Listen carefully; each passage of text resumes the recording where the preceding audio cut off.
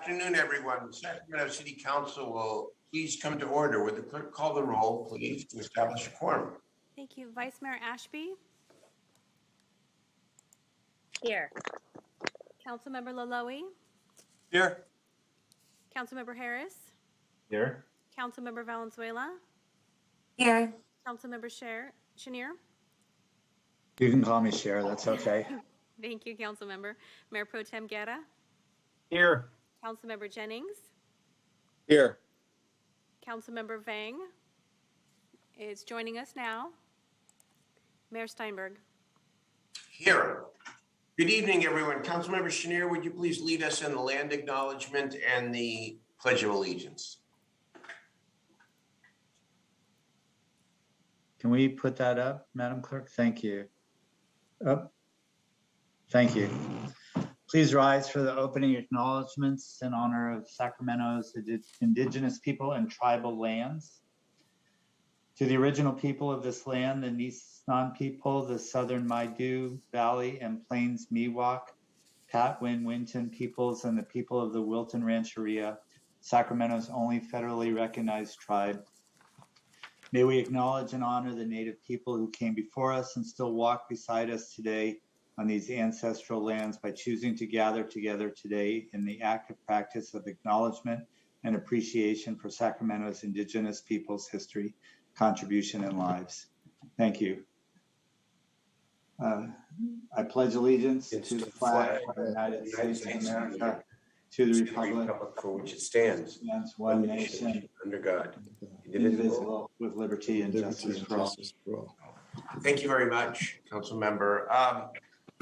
Members of the public, good evening or good afternoon. We begin tonight with a special presentation by Councilmember Valenzuela recognizing this month as Fair Housing Month in Sacramento. Thank you, Mayor and colleagues. So it has been 54 years since the enactment of the Federal Fair Housing Act, the vision of which was to eliminate discrimination and ensure the right of every resident to buy and rent a home. And while we have come a long way, we still have a very long way to go because the legacy of the policies that were passed before 1968 still live on. Too many residents in our community lack access to capital to purchase property and cannot afford to keep up with rising rents. According to the National Association of Realtors, ownership for Black Americans is actually going down, hitting the lowest level since the 1960s. And Black and Latino and Hispanic applicants are also more likely to be rejected for mortgage loans than their neighbors. And this is not just because of discrimination, although evidence supports that discrimination is at least part of the cause for these troubling numbers. This is about a lack of generational wealth building across communities of color that tracks back to the days of Jim Crow, of redlining, of racial covenants, and so many policies and practices that locked people of color out of the housing market. So promoting fair housing is more than just fighting discrimination, which we have and will continue to do. It's also about identifying and confronting those root issues that persist in our community and looking for upstream and equitable interventions that will ensure that everybody truly does have the right to live with dignity in any area they choose. So this resolution tonight recognizes April 2022 as Fair Housing Month and confirms our commitment as a city to ensure there is equal access to housing for every member of our community. And to receive this resolution tonight, I believe we have John Foley from Sacramento Self-Help Housing. John, are you with us? John? John's joining us now. Thank you, Madam Clerk.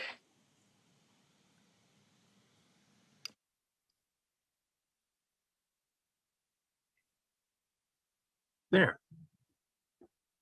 Hi, John, welcome. Thank you. I'm sorry, I haven't done this before. I was confused. It's an honor to receive this presentation from Councilmember Valenzuela. I really appreciate the leadership that she provides in this area and just generally appreciate the work that the City Council of Sacramento has done. We have been given an opportunity to have additional support from you to provide help during the pandemic to your tenants and have really appreciated that. I noticed that Lachelle Dozier is on the line, and it will not surprise her to know that a significant percentage of the calls that we get that look like discrimination are discrimination for source of income based on having a housing choice voucher. And it's one of the ways that we try to get people off the street and into housing, and it's very frustrating. So we do a lot of education on with landlords to try and help them to back off from that terrible practice. I won't take any more of your time, but thank you again. Really appreciate the support and strong working relationship we have with the city of Sacramento. Thank you. Thank you, John. I'll pass it back to you, Mayor. And thank you, John, for all you're doing, especially during this pandemic, to make sure people know their rights. Yeah. That's really important. Thank you, Councilmember Valenzuela. And thank you, John Foley, one of the heroes, really has been at this for a long, long time. I will say that the Fair Housing Act of 1966, I believe, did in fact prohibit discrimination on the basis of race and other protected categories around housing, but it did not give Americans a legal right to housing. And I actually think we have evolved in this society from a place where it's of course must always be illegal to discriminate, to a policy I hope this country and our state and city will adopt that says that until everyone has a legal right to housing, every obstacle to building more housing is going to be more powerful than nothing that exists now in terms of a right and an obligation of government to provide. And it's a good reminder that there's a lot to be proud of and a lot of work left to do. So thank you. All right, consent calendar. Any items that members would like to discuss separately and or vote on separately? I have a couple of questions on item 14, Mayor. Yes, I got, let me go. Who was first here? I'm sorry, I got council member. Well, go ahead, council member Chenier. Go ahead. Item 14. Yeah, I don't need to Not vote, yet. Hold on, if you can, just for a second. Yeah, that's fine. I just want to go through all of the members here. Council member Vang, what items do you want to? Mayor, I didn't, just wanted to comment on item 18. Okay. Councilmember Valenzuela. Yes, I need to make an amendment on item 1, and I'd like to pull item 8 for a separate vote. And on item 17, Mayor, I'd like to do that for a separate vote. I also understand there's a handful of Sacramento Act folks who would like to make public comments separately on that item. If On that's item okay. 1, I'm sorry, on item 18? Item 17. Item 17. Okay, the separate vote on that as well? Yeah, separate vote and separate public comment if you're open to that, Mayor. I think we've Well, got a huge- I think we can hear all the public comment at one time. I mean, Okay. we'll make sure that everyone is heard for sure. Okay, and then Councilmember Guerra, Mayor Pro Tem Guerra. Yeah, I have a brief question on item 12 regarding our rental vehicle agreements, and then also a comment on number 18, Mr. Mayor, and that's it. Okay. Okay, Councilmember Harris. Yeah, comments on 1 and let's see, it was the Capitol Park Hotel 14. 14, JH. Okay, Pro Tem Vice Mayor Ashby, excuse me, go. I have a lot of names. Mayor, I need to make a correction to item 1, and then I have a comment on item 18. And I'm sorry, did Councilmember Valenzuela say that she was pulling item 8 for a separate vote? Yes. So you'll want to comment on that then, I assume. Okay. Okay. Yeah. Okay, Councilmember Jennings. I just want to join Councilmember Vang on a comment on number 18. Okay, so we'll try to go in some order here. Let us begin. Thank you all members. I will have comments on items 1 through 20 individually. Just kidding. I don't. All right. Let's begin with item 1. This is the log, the famous log. We start with Councilmember Harris, Valenzuela, and Vice Mayor Ashby. Mayor, if I could just amend my direction first, because I don't know if Councilmember Harris was going to comment on that item. Go. Okay. Thank you. So after conversations with staff, I want to move the direction to remove the URAC specific section, but to honor their interest in being engaged in this conversation, would like to replace the language with keeping the URAC in the loop when the staff report is available, giving them the opportunity to provide comments and letting them know when the item would be discussed at the water committee. Also hoping that utilities will work with DCR, as I believe is their intention on this item. Thank you. Okay.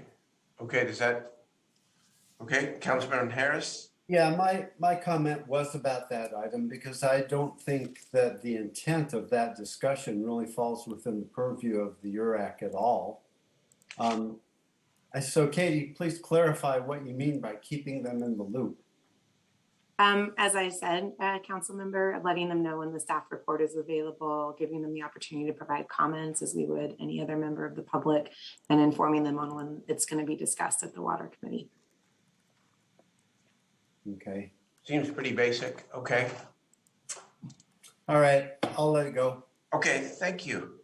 Vice Mayor Ashby on the log on item 1. Yeah, on item 1, I just wanted to point out that priority A, so the first item listed is a request from me to Susanna Alcala Wood to discuss redistricting and the maps transition, and that is on our agenda today, so we can pull that off of the log. All right, so let's just say for item 1, when the motion on the consent calendar is made, it will include Councilmember Valenzuela's language suggestion and remove the redistricting issue when we get to that, when we get the overall motion, okay? Just to summarize. All right, let's go to item 8. Councilmember Valenzuela has asked us for a separate vote, but let's have the discussion from the members in terms of the issue, concern, or opinion. I'll start here again with Councilmember Valenzuela, then Vice Mayor Ashby. Oh, Mayor, I didn't pull this for discussion. I just wanted a separate vote. So Oh, you just wanted a separate vote. Yeah. Vice Mayor, do you want to discuss this at all? I mean, I'm not sure why we're pulling it for a separate vote, other than it sounds like maybe Councilmember Valenzuela wants the opportunity to vote no, which I suppose is fine. I would just point out that this is the school district paying for something that they want. They already took their vote, unanimously voted yes, that they want to have school resource officers on the site. I know that we have a lot going on with our maps, but Councilmember Valenzuela does still represent part of Natomas Unified, I think. We'll find out later. But this is pretty popular in Natomas, and I would urge an aye vote from my colleagues. Fair enough. I mean, just matter of process. Every member can ask for a separate vote, and the votes will be what they will be. Mayor, a brief comment. Yes, of course. I agree with our Vice Mayor. This is a program that has been very effective in Natomas schools. Considering that our constituency really wants it, I also would urge an aye vote. Okay. Thank you. Item 12, Councilman Guerra, Mayor Pro Tem Guerra. Yeah, brief comment. Normally, I would sit down with the staff to talk through this, but my understanding of this is a general contract for our fleet rentals or vehicles that when we fall short here on a specific need. Can I just get staff to give me a quick description of the rentals that we're using and the reason, thanks Mark for jumping up on here, which by the way, I always love your background. Love that fast back there. But the reason I wanted to bring it up is that anytime, and I tried to look through the staff report and was looking through the contract, but I want to make sure that anytime we have the opportunity to have a preference on a zero emission vehicle to rent, I want to see how we create a policy for that, or that's part of our description. And I know you guys are doing a lot on that already. So Mark, if maybe focused on that, that's my concern. Yeah, definitely. We will. We obviously try to look at our EVs as much as we can. And in this particular case, the majority of this, the rentals for this was based on our additional need for vehicles due to COVID because of one person per vehicle. So typically Anytime we rent something normally, it's oddball equipment or pickup trucks at this point that aren't EV ready. But absolutely, anytime we can look at renting EVs, we do and we will. Good. Well, I'd like to make sure that as part of, even when we're doing it for, light duty vehicles, that be the first priority. I mean, I think we should be involved in looking at that, and we don't have to be EV, just ZEV. We know that there are options coming on hydrogen. We have a hydrogen center up in North Sac that we're opening up, which we still have to address some shortages in that, but that's all. So thank you, Mr. Mayor. On 12, that's all I have. But Mark, if as we move forward, I'd like to actually discuss how we look at our future procurement options, so that we're looking at ZEVs, any kind of ZEV type of, and not be technology specific. Absolutely. My concern. Yeah. Okay, thank you very much. Let's go to item 14. Councilmember Chenier and then Councilmember Harris. Sure. Thank you, Mayor. And I believe Lachelle is here. I just had a couple of questions. So, and obviously I don't want to pull it. We need to finish the building. Quite expensive. What is it? About $540,000 a door. But my question on the $6 million is the specific use for it. I didn't quite see that, and you had an overall budget in the packet, but maybe I missed the specific uses. That will specifically go, Councilmember, this is Christine Weichert from SHRA, to the construction costs overruns that have occurred to date based on structural deficiencies, replacement of wood beams, rot, things like that. And do you all have a contingency fund yet, or still? Contingency has been exhausted. The amount in the staff report is above and beyond the originally budgeted construction contract and the contingency we had allocated. Okay. And when we spoke last time, I forget, Christine, if you were there, we talked about making this a forgivable loan. Is that something you would still entertain? We've actually structured as a loan with a term and a 0% interest rate, though. Okay. All right. I'm good. Thank you. Thank you. Councilman Harris? Yeah, thank you, Mayor. Just briefly on item 12, Eric, I'm still trying to get you into an electric car. Let's get that done. On item 14,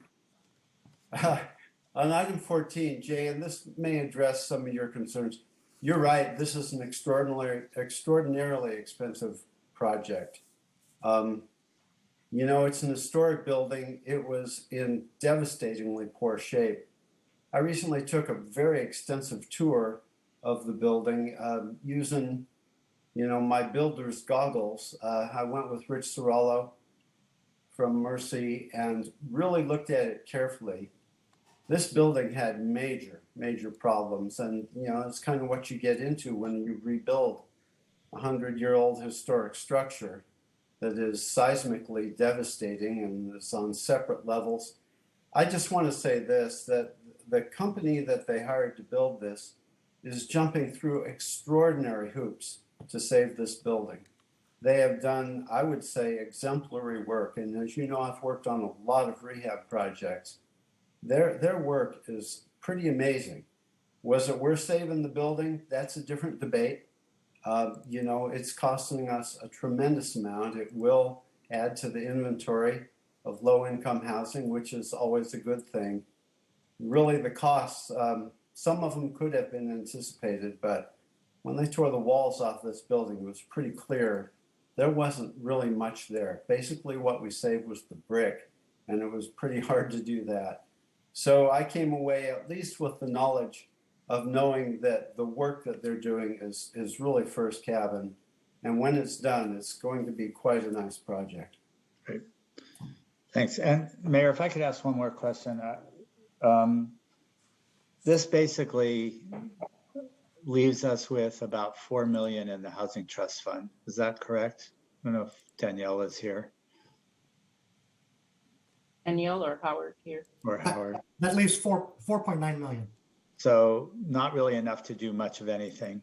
But what we've talked about before is setting priorities for the trust fund. So when we do hopefully replenish it, there will be priorities. Have we done that yet?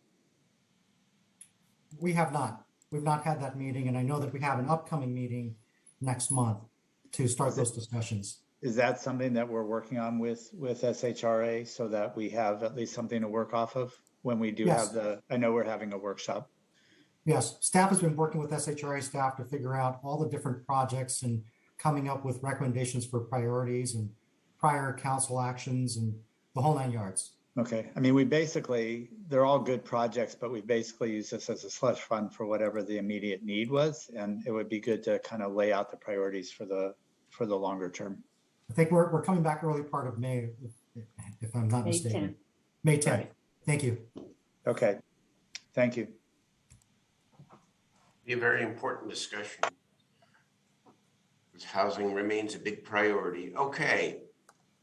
Let's move now to item 17. I know Councilmember Valenzuela wanted a separate vote. Would you like to make a comment now? No, thanks, Mayor, just the separate vote. Okay. Item 18, we've got Councilmember Vang, Mayor Pro Tem Guerra, Vice Mayor Ashby, and Councilmember Jennings. Go ahead. All at once. One at a time. Thanks, Mayor. I'm really excited that this item is coming back to our council. This item in particular is an MOU to extend the agreement with Sac City Unified School District for the joint use agreement for their facility for after school hours and the weekend. Just a few weeks ago, we held the official ribbon cutting ceremony at Susan B. Anthony Park. Mayor Pro Tem Eric Guerra was there. Vice Mayor Ashby was there too, to really celebrate this big day for our district. And as many of you know that I've shared with all of you is that in South Sacramento in particular, many of our families don't have, the same opportunities in other neighborhoods, and especially in South Sac and Detroit. And I know Vice Mayor Ashby had an opportunity to drive down there, and her head was spinning when she was just looking around the neighborhood of all the dire needs that this community needs. It is one way in, one way out. It is a landlocked community, and this park is really going to provide a lot of opportunities for our babies and our families in that area.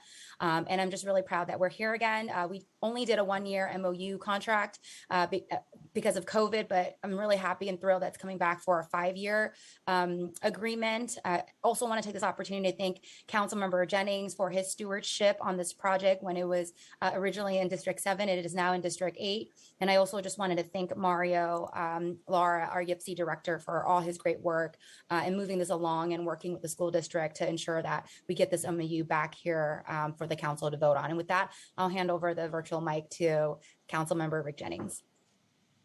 Thank you, Councilmember Vang. And handing that mic over, you gave an excellent report. Many of the things that I wanted to say myself, but you did it, and you did it with style. And what I see happening is us running this 400-meter dash relay race where, District 7 and District 8 worked exceptionally well in passing the baton so that the work could continue, so that the community could benefit. And then when we got there on the ribbon cutting, District 1 came in and we were able to pass the baton to them, and they started making phone calls, and it looks like our tennis court will have a partnership with the Sacramento Republic, and that was incredible. And then District 6 was there as well to take the baton, to come up with all the wonderful ideas of what could be there. And so it was a truly team effort, and I'm glad to say that we won the gold medal for the community and for the city of Sacramento. So I want to thank everyone for their work in stewarding this forward, including the Sacramento City Unified School District. Thank you. Councilmember Vice Mayor.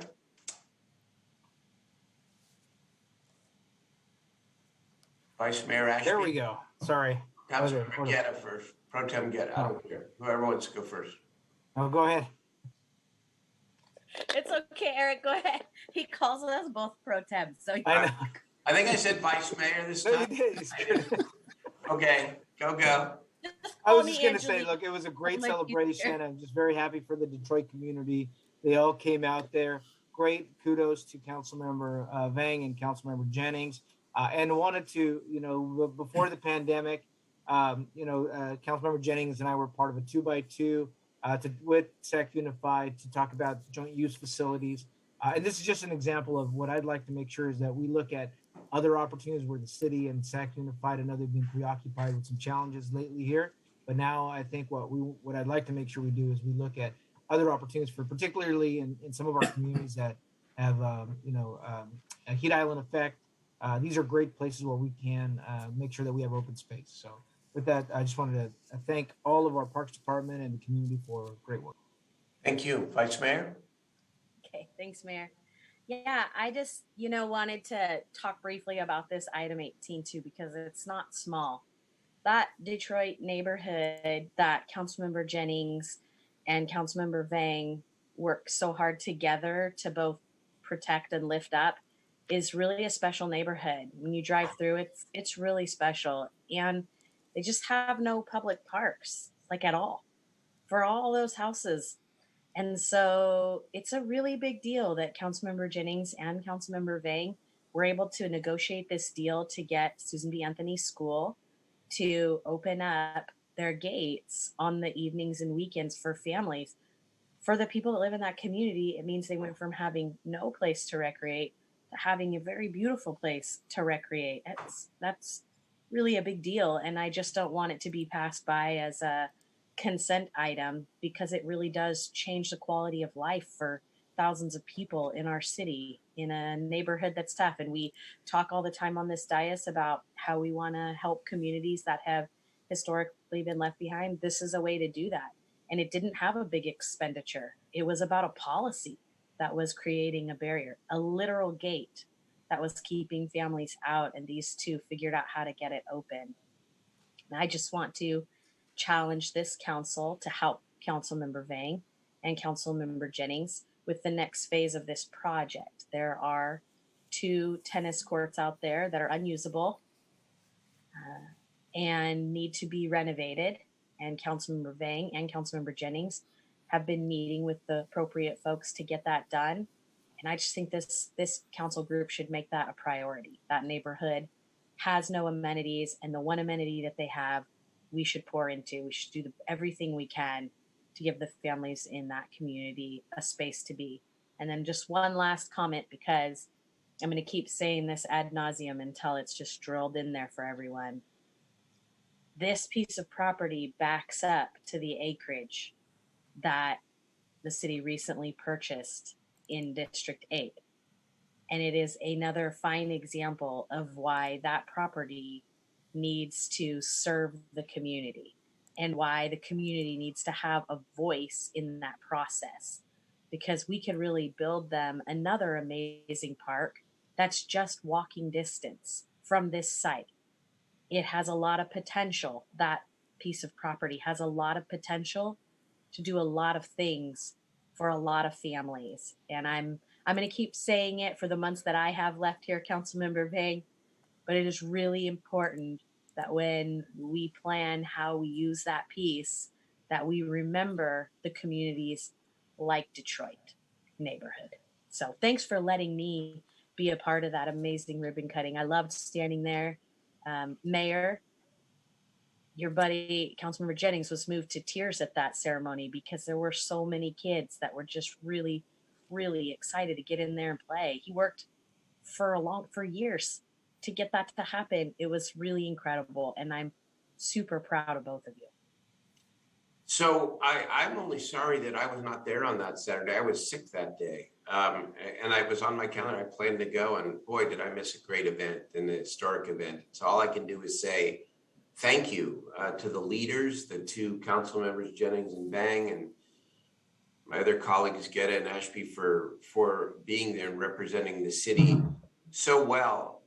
I was having a conversation with our city manager today. I won't, don't reveal confidential conversations, but it was a conversation about how much the city often has to bear when it comes to large agendas.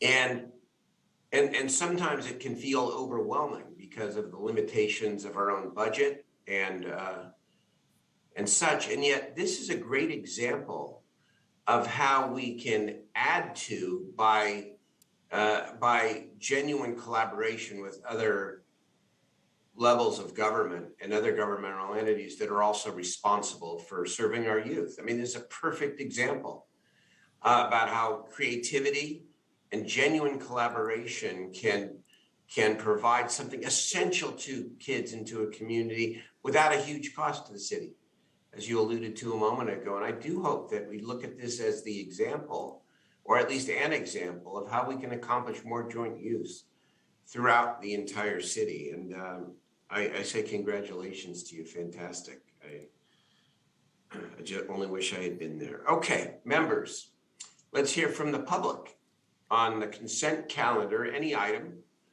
And then we will break this consent calendar down per request from the members, and we'll take some votes.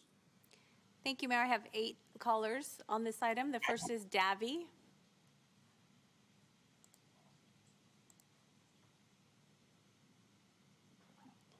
Hello, Please proceed. am I on? You are. You're on. Okay, it's hard to tell. This is a very poor system. Anyway, I'm speaking on the item 5 on the consent agenda. It's about the docks. I noticed in a part of there that they want to ban fishing from the dock. It's a specific item that they're adding to the city code there. And I don't believe, well, no, I'm sure that it is not within the city's power to ban fishing. The state legislature and the Fish and Game Commission have the sole authority to either open or close a place for fishing. And that was cast in stone in Article 1, Section 25 of the state constitution.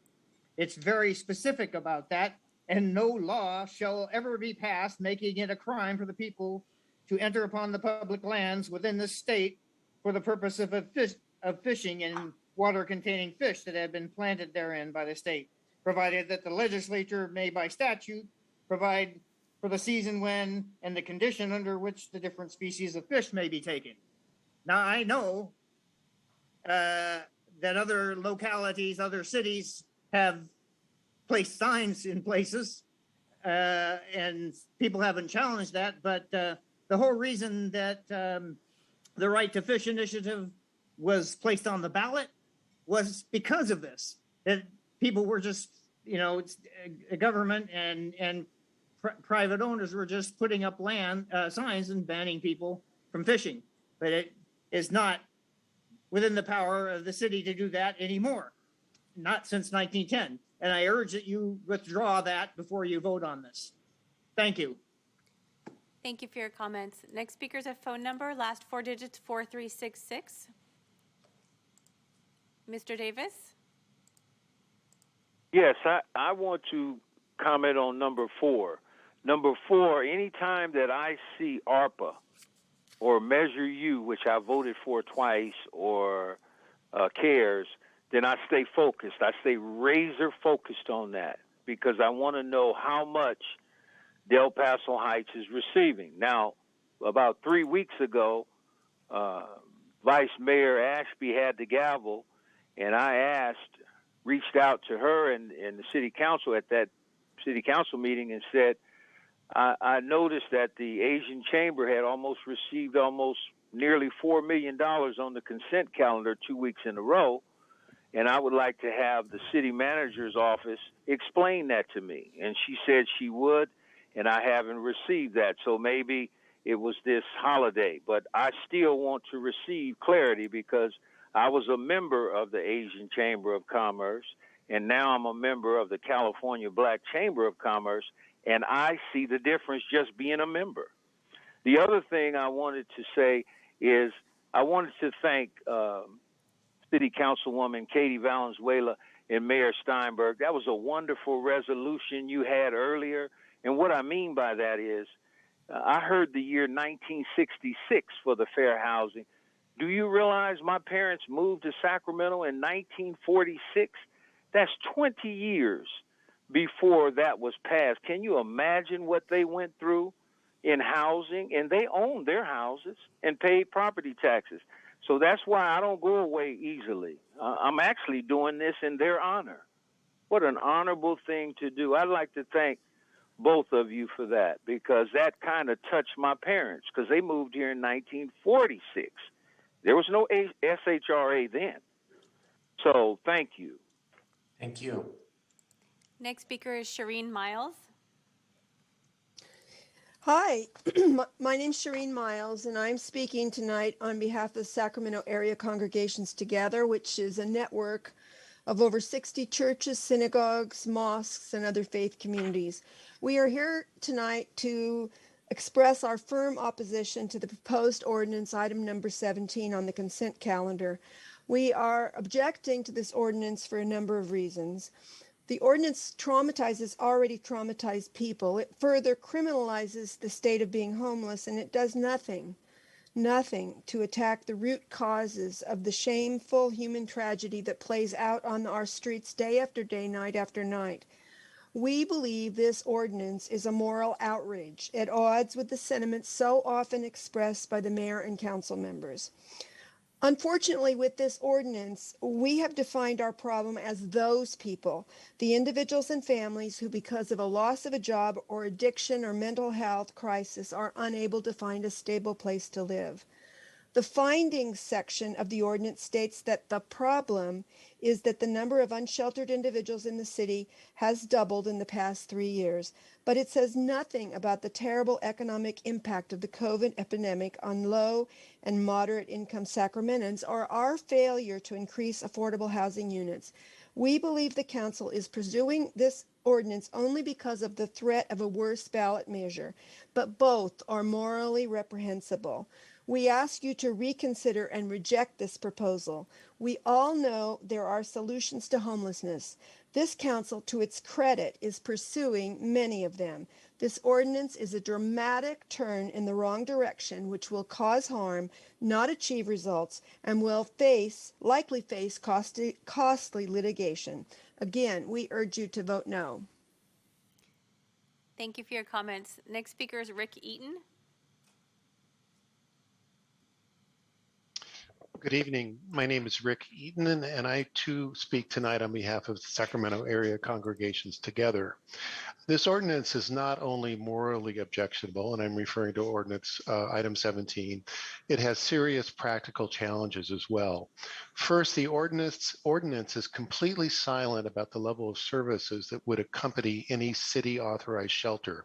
It appears that there could potentially be no services, perhaps not even the basics of water, power, trash removal, and sanitation services, let alone critical elements such as medical attention, case management, and support in finding housing. Second, there is no mention in the ordinance of what are individually appropriate shelter solutions. Individuals would be given only one option, only one, before being subject to criminalization. There would be no choice of location, though we know that many homeless families try to find a place to camp or park close to jobs, family, and schools.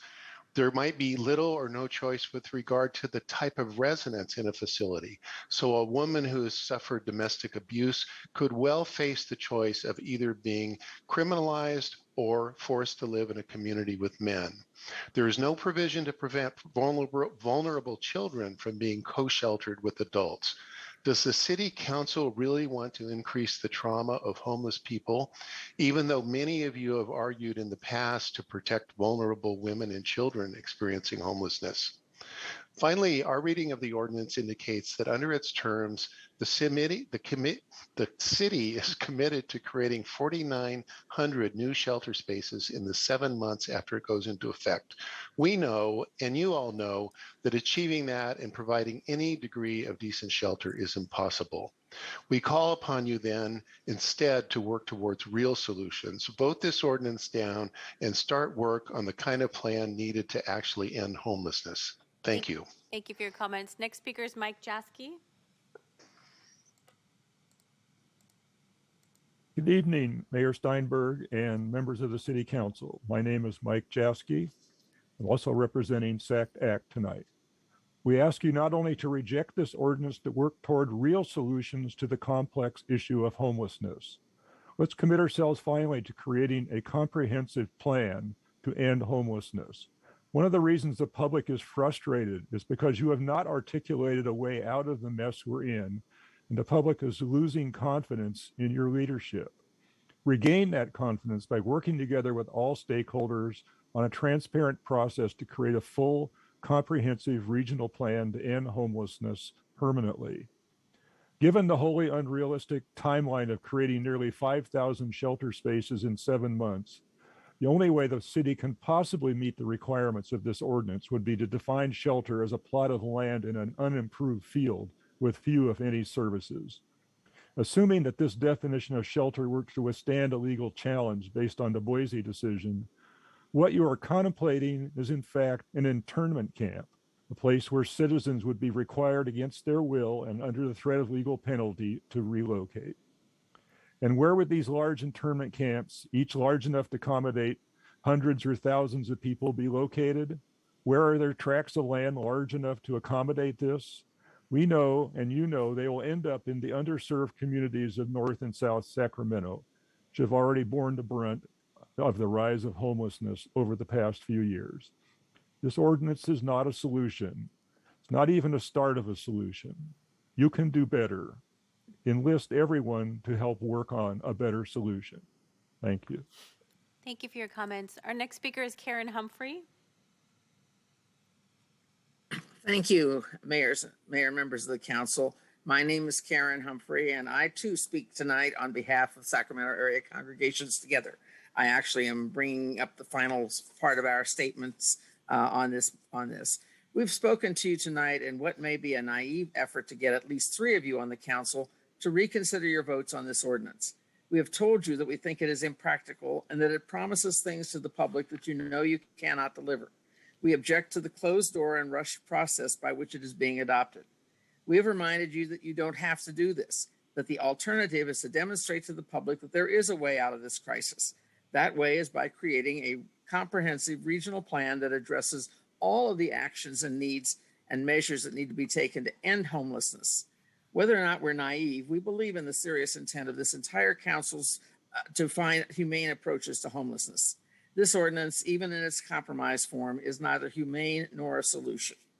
Finally, we appeal to you on moral grounds. If this ordinance is implemented, it will heap additional suffering and trauma on the citizens of this city who are most vulnerable, those who have the least. All my life, I have taken it as a given that I would have a safe place to call home. That is not a reality for 10,000 or so people tonight in this county. If you adopt this ordinance, you will not increase services or create a single unit of additional affordable housing. You will only further traumatize our brothers and sisters, sons and daughters who lack a place to live.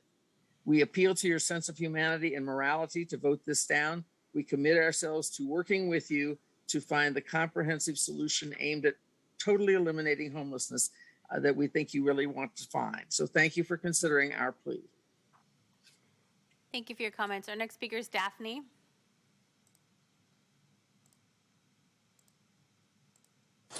Yes, thank you, City Council. I am concerned about procedure and how we're doing things with the City Council. I can appreciate that a lot of people are familiar or aware of what's been presented on the consent calendar. Understanding that Rosenberg rules controls the way the city operates. Once these things go through this consent calendar, they are binding and cannot be brought back to the floor. And I don't think that we spend enough time informing the public on what actions you're taking. There are a lot of meetings that are occurring in 2x2s and 3x3s and with neighborhood associations. We have a number of homeowners that do not belong to a neighborhood association, nor do they belong to an HOA. So there are a number of homeowners that are being left out of the process, and it's becoming concerning. We don't wish to discuss what's on the agenda. We see a lot of commissions coming into effect to pass things on the agenda through consent without discussion. And it concerns me as a resident. It concerns me at the way that we're operating. It's very deceitful and it's very concerning. We are not following the Brown Act at all. It is not connected into our city charter. If you go in and you pull what the Brown Act is, the link is broken and it's not connected. I'm very concerned at the way we operate, and I hope that we change and we follow our procedures. We've gotten into a habit of being very lazy and being accepting of waiving things that are basic rights. And I'm concerned about the way it operates. So I appreciate the time in speaking, and you continue your meeting. Thank you. Thank you for your comments. Robert Copeland is the final speaker on the consent calendar. Hi, I want to talk about issue agenda items 14 and 17.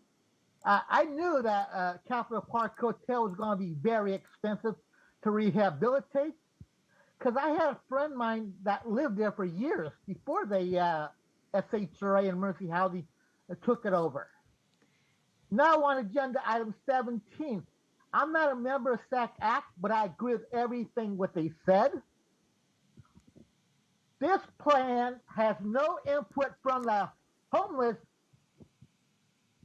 advocates. It's a very bad ballot measure. Should be voted down by the people if it comes to ballot. It's a terrible law. There's no solution in this. Where's the housing?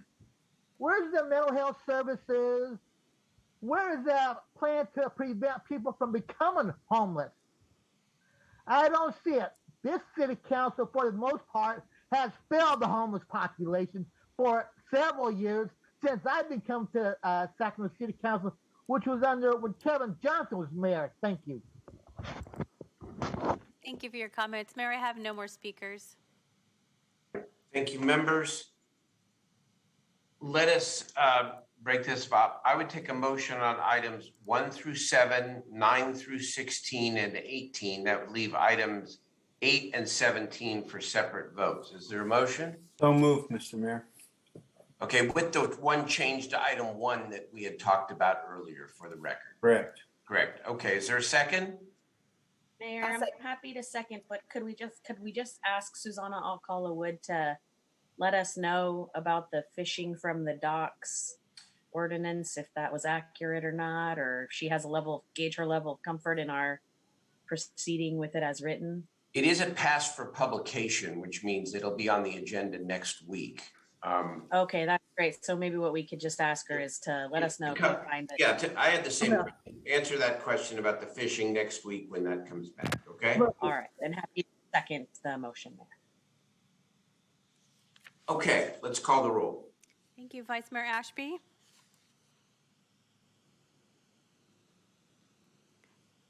Vice Mayor Ashby. Yes. Councilmember Laloe. Aye. Councilmember Harris. Aye. Councilmember Valenzuela. Yes. Councilmember Chenier. Aye. Mayor Pro Tem Gatta. Aye. Councilmember Jennings. Yes. Councilmember Vang. Yes. And Mayor Steinberg. Yes, that passes unanimously. Item 8, the Natomas Unified School District Resource Officers. Is there a motion? Moved by the Vice Mayor. Second. Second by Councilmember Harris. Please call the roll. Vice Mayor Ashby. Yes. Councilmember Laloe. Aye. Councilmember Harris. Aye. Councilmember Valenzuela. No. Councilmember Chenier. Aye. Mayor Pro Tem Gatta. Aye. Councilmember Jennings. Yes. Councilmember Vang. No. And Mayor Steinberg. Yes, that item passes 7-2. Finally, on item 17, which is an administrative action, is called, is there a motion? I'll move it, Mayor. Second. Moved and seconded. Please call the roll. Mayor, who is that second? Who was I'll the second it. I think it was me. Okay. So Harris and Laloe, Mindy. Thank you. Vice Mayor Ashby. Yes. Councilmember Laloe. Aye. Councilmember Harris. Aye. Councilmember Valenzuela. No. Councilmember Chenier. Aye. Mayor Pro Tem Gatta. Aye. Councilmember Jennings. Yes. Councilmember Vang. No. And Mayor Steinberg. Yes. All right, that's 7-2. Thank you. That completes the the consent calendar. We do have. Mayor, one quick comment if I could. Mhm. And I check with our city attorney, there's nothing that prevents us from registering a no vote on a consent item agenda without having to go through the entire roll call every time. So if people want to do that, it might speed us up a little bit. That's true. That's a good point. Yep. Okay, item 19.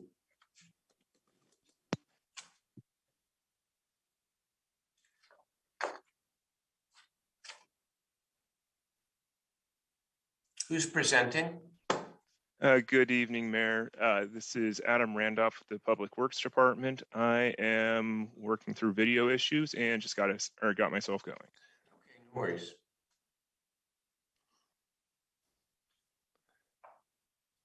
You're on. All right, we got it going. Good evening, Mayor Steinberg. Good evening, members of the City Council. My name is Adam Randolph. I am a civil engineer with the Engineering Services Division in the Public Works Department.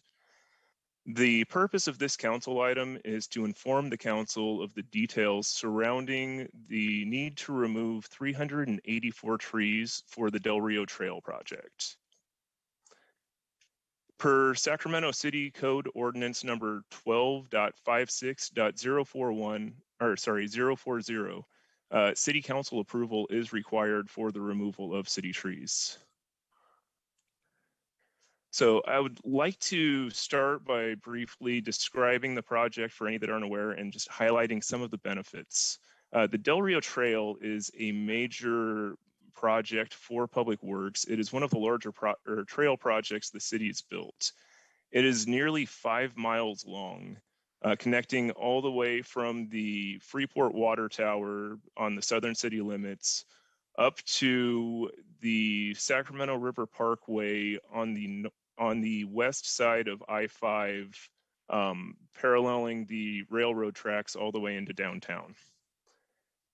This trail provides access for many neighborhoods within the city, including Land Park, South Land Park, Greenhaven, Pocket, Freeport Manor, Zeeburg Park, Meadowview, Delta Shores, and also provides access to the Bill Conlon Sports Complex and to Charlie Jensen Park, among many other access points included along the entire length of this trail.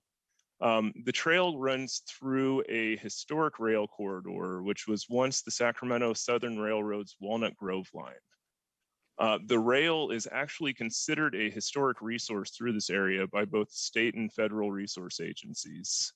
And this is a heavily wooded corridor that are for a large portion of the trail that we're passing through. So when we are designing our trail, what we have concentrated on are two factors. One is limiting disturbance of those historic tracks to the minimum necessary. And two is limiting the disturbance to trees to the minimum necessary.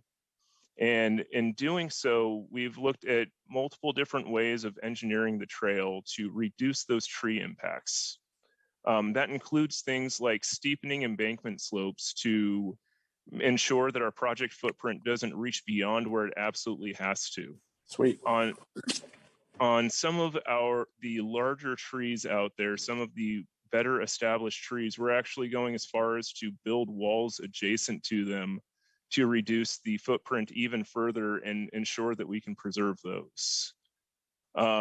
We have looked at, or going through the course of our design, we've looked at ways to optimize to reduce the elevation changes in our trail, to reduce that footprint, reduce the embankment slopes, and dramatically decrease the number of trees impacted. This slide gives you an idea. Going through an area near Zeeburg Park, we were actually able to optimize our design to reduce our tree impacts from 66 in the original design that was presented with our environmental document to 24 in our final design state now. Excuse me, Adam? I Yes. don't see your presentation. My apologies. Let me work on that share screen again. Okay, so stepping back again, we talked I referred to the steepening of embankment slopes, reducing impacts to existing trees, the building of walls, further reducing those footprints. Here I am showing an area in particular around Zeeburg Park where we are reducing the footprint further by adjusting our profile and meandering through trees. And that's not only allowing us to reduce impacts to the total number of trees, but also be selective on which trees we are impacting to ensure that the better established larger trees are able to remain to the maximum extent possible.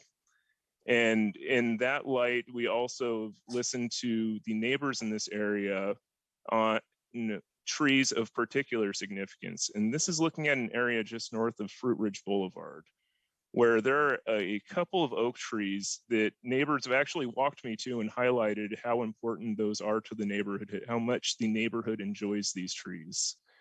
And through those same avoidance measures, we've been able to modify our design, showing the original design that we had, our embankment slope essentially burying where those trees were. We're able to take our design down around and avoid these trees. And again, I just want to highlight this to show that while we recognize that this is a large number of trees impacted, as staff, we have done all we can to minimize those impacts to allow this trail to be built. In addition to the avoidance measures we've done, we've also committed to tree replacements with this project. Our environmental document originally described a minimum number of 700 trees would be replanted as part of this project to mitigate for the removals that would have to be done. Through the course of our design, we've actually been able to increase that number to over 800 trees are being replaced on this project. That means that we're replacing at greater than a 2-to-1 ratio. Not only are we able to replace a large number of trees, but highlighting an area like Pocket and Freeport here, we're also able to plant trees in areas that currently are completely unforested. So as part of this project, we are going to be able to green a significant length of Freeport Boulevard, for example, where currently there's only an open grassland established. And of course, this is a major effort for us to do. We are happy to be partnering with the Sacramento Tree Foundation to assist us in all of this planting. All of the trees that we are planting are going to be either native or drought tolerant species. And in addition to just planting trees, we recognize the need to establish these trees as well. So part of this project is going to be installing a substantial irrigation system along with these trees to ensure that they can be established, that they can reach the point where they are mature and where they are able to sustain themselves. So at this time, staff recommends that the City Council approve the removal of 384 trees as identified in our arborist report. Staff further recommends that the City Council authorize the transfer of $150,000 in transportation development funds from available fund balance to the Del Rio Trail project, and that City Council authorize the execution of Design Supplemental Agreement number 10 with Dock and Engineering, as well as resetting the administrative authority with said agreement. Staff would be happy to answer any questions that you may have. Thank you. All right, thank you very much, Mr. Randolph. Is there public testimony before we get to the members? Mayor, I have 2 hands raised to make comment on this item. Okay. The first is Brian Ebert.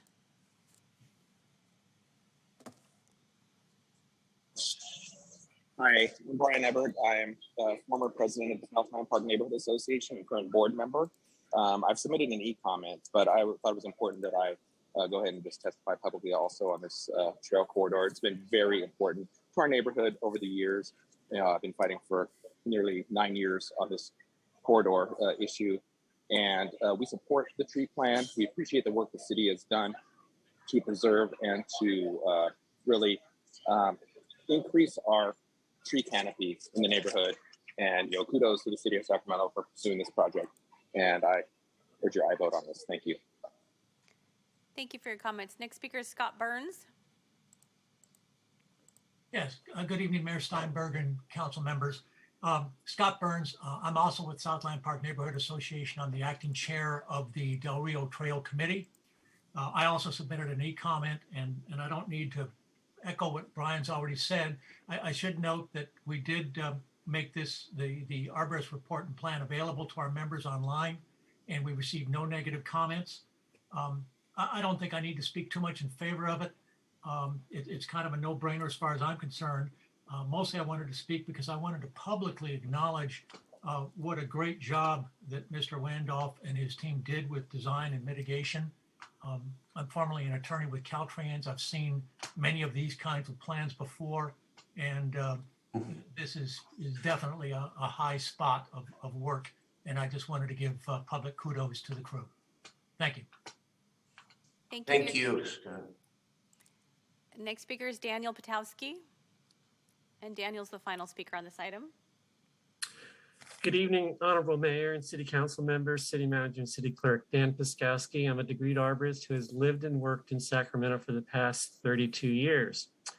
I'm here this evening on behalf of Trees for Sacramento, which is a nonprofit that works toward the preservation, protection, and enhancement of Sacramento's trees.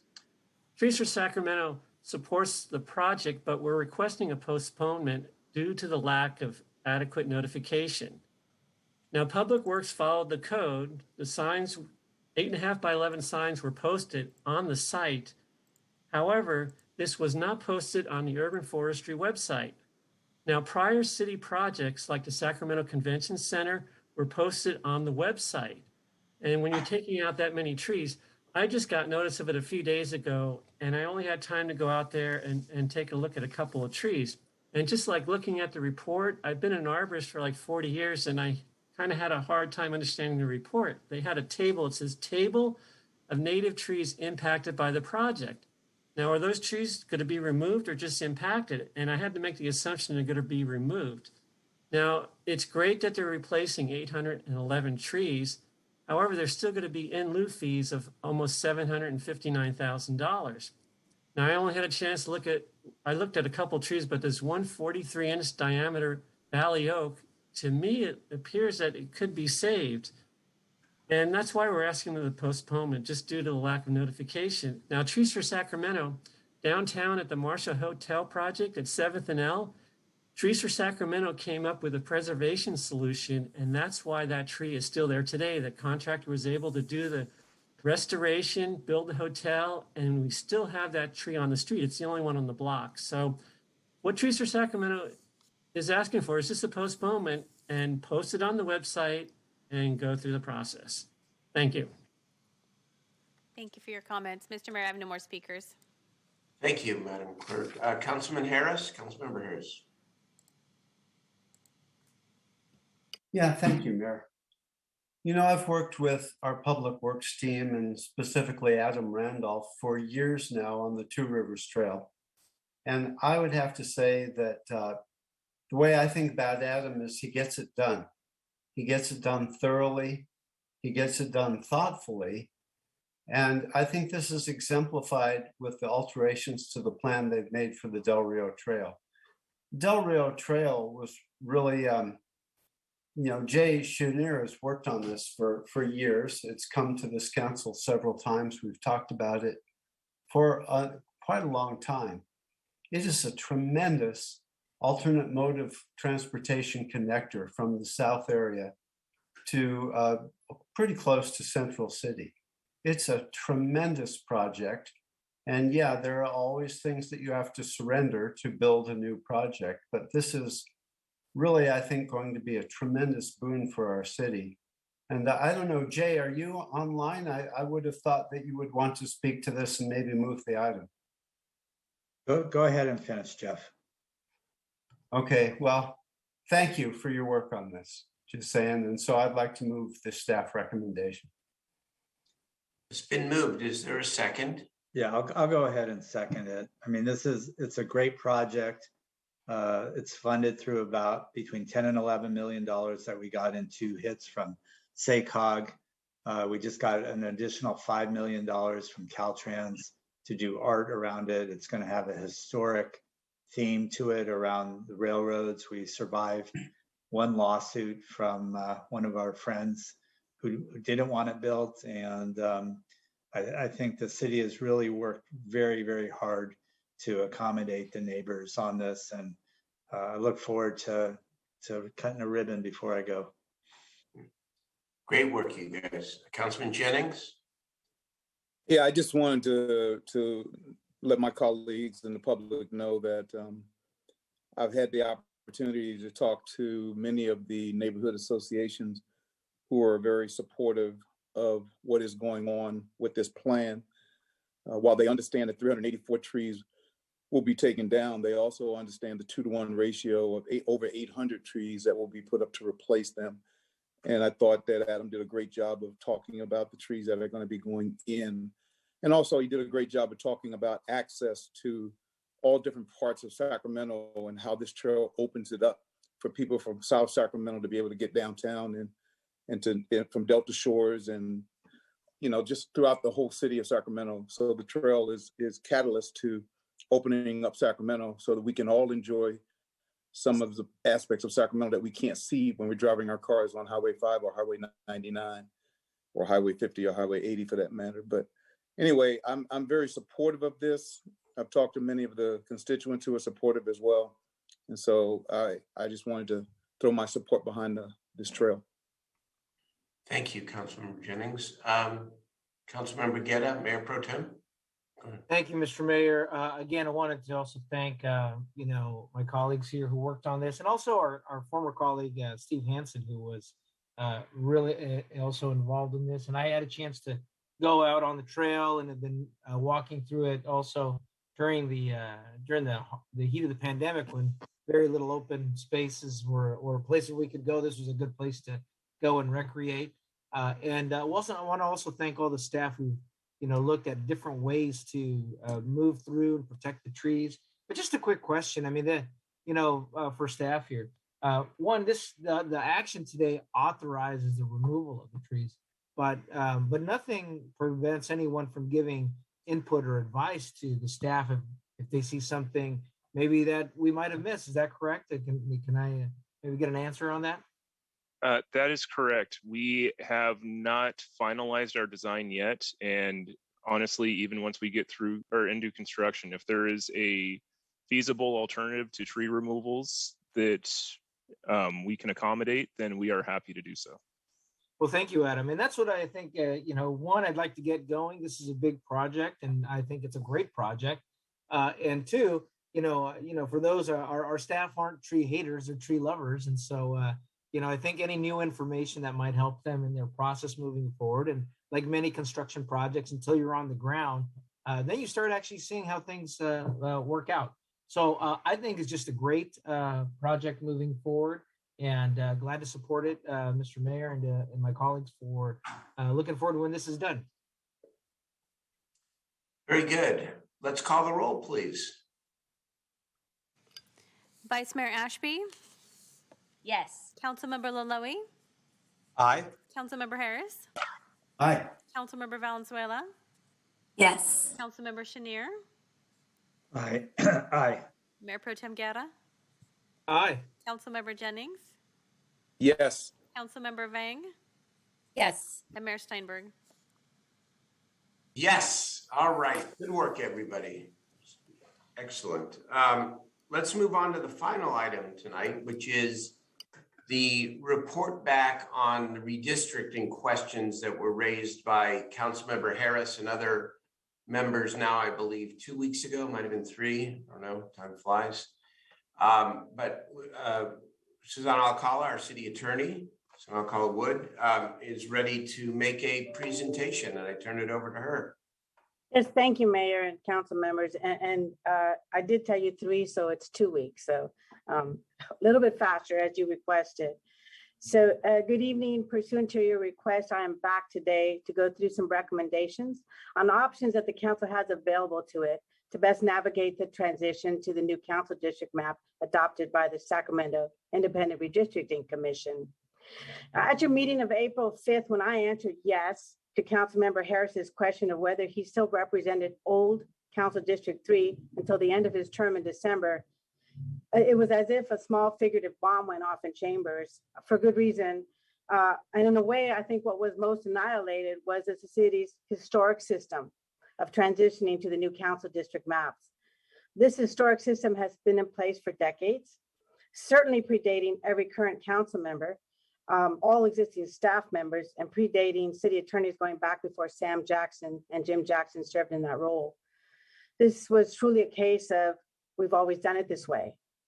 So what happened? The 2022 proposed recall of the District 4 council member coming shortly after the adoption of the new council district map happened, and the request from the city clerk for a formal legal opinion from the city attorney, which opinion I released publicly on April 5th. And it was in answering that question that made the answer to Councilmember Harris's question so clear. Yet Councilmember Harris's specific question had never really needed to be asked before because of Sacramento's historic transition process. So let me take you through a brief overview. So I'm going to share screen now with the help of Assistant City Attorney Sandra Talbot. I'm going to provide an overview of the background, council options, and recommendation, and then respond to any questions. I also want to let you know that I invited Paul Mitchell of Redistricting Partners to join on this meeting. So he's going to be available at the end to answer any questions or present any information to help the council make decisions on this. With regards to the historic process, I think the best thing here is to put this all in context. The city council district maps were always drawn by the city council. That's been the historic practice. It was set forth as such in the city charter. This has been the exclusive responsibility of the city council to take the census data and use it to move council districts as required. Historic practices also included that it was the city council that adopted the final map for use. And as part of these practices, the newly revised map went into effect immediately. And any constituent services were provided collaboratively between the outgoing council member and the incoming council member. I don't presently have any information about the genesis of such a practice, only that is the way the city has always transitioned, redrawn council district boundaries. Now we get to recent changes. For a variety of reasons that are probably very familiar to several of you who were serving at that time, in 2016, the voters amended the city charter to change the process by which council districts were redrawn. The voters eliminated any involvement by the city council in redistricting and gave exclusive authority to the Sacramento Independent Redistricting Commission. The newly appointed Redistricting Commission was tasked with adjusting council districts to reflect the 2020 census data. It was the first time the new chartered redistricting provision was used. In December of 2021, the Redistricting Commission adopted the final map, and the charter stated that the map went into effect immediately. However, of note, the transfer of constituent services in the affected areas still utilize the historic practice of collaboration between the incoming and outgoing council members. So what are your options for addressing this? The question really now is, what is to be done? And I can tell you there's no remedy in the charter and there's no remedy in the elections code. So there's really two main effects that need to be addressed at this time. The first is a voter's ability to vote in upcoming district elections. And the second is who provides constituent service during this transition time. So on the first matter, as a city is required to redraw council boundary lines every 10 years after every census, it's a side effect that the 10-year redistricting intersects with the city council's election system under the charter of a 4-year staggered council terms. Because of that, shifts in district boundaries will also affect when voters next have the ability to vote in a regularly scheduled council member election. So one common method employed in California is what's known as a system of acceleration and deferral. It's modeled after the California State Senate rules. As you know, in California, the state senators are elected every 4 years, and their terms are staggered, just like the city of Sacramento council member districts. And so they have adopted in their rules the system of acceleration and deferral. This is the model that is most commonly used by cities and counties in California who find themselves with similar staggered four-year terms, such as Sacramento. Voter acceleration results when a person who was moved from a council district, which recently elected a council member, into a new district where they will soon be electing a council member. The system accelerates their ability to vote again by 2 years. Voter deferral results when a person who was moved from a council district where they would soon be electing a council member into a district which is not up for election. The system would defer their ability to vote by 2 years. So this is the map that was prepared by our city IT department to show the areas that would be subject to either accelerated voting or deferred voting. The black stripes in this map, which is also attached to the agenda report, indicate the areas that would be subject to accelerated voting, and the red stripes indicate the areas that would be subject to deferred voting. With the next slide, with regard to the item of the interim constituent services. So the second effect relates to the provision of constituent services. The answer to the question of who's my council member during this transition. This is a matter of policy for the council to establish. There are many ways to provide a continuity of constituent services. However, respecting the principle that the people want to be represented by someone they elected, it is appropriate to designate the citywide elected mayor of Sacramento to serve as a steward for constituent services, utilizing help, of course, from the vice mayor, mayor pro tem, and the rest of the council. With that, I have these recommendations for the council. My recommendations are thus: adopt a formal council resolution establishing council redistricting implementation, utilize a system of voter deferral and voter acceleration for the affected council district areas, appoint the mayor who was elected citywide to be the steward of constituent services in these areas, with the ability to delegate work to the mayor, vice mayor, mayor pro tem, and other members of council as needed.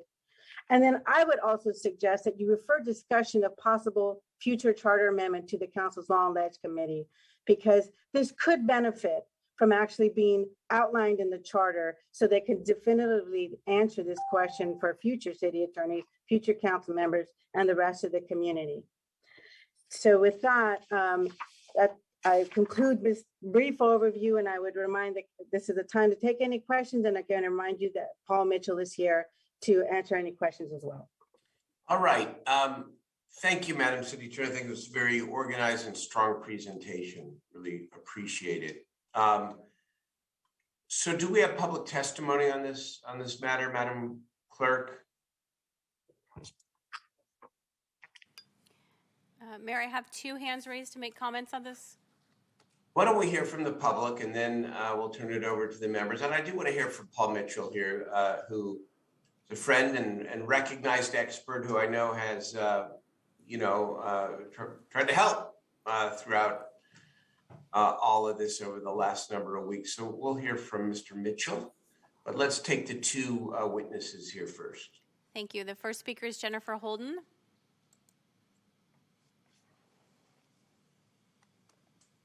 Good evening, Mayor and council members. Thank you very much for the opportunity to speak. And I also want to thank our city attorney for the presentation and the explanation, clarifying some of the concerns. As you know, I was a vocal participant about the Sacramento Independent Redistricting Commission as we were doing redistricting. And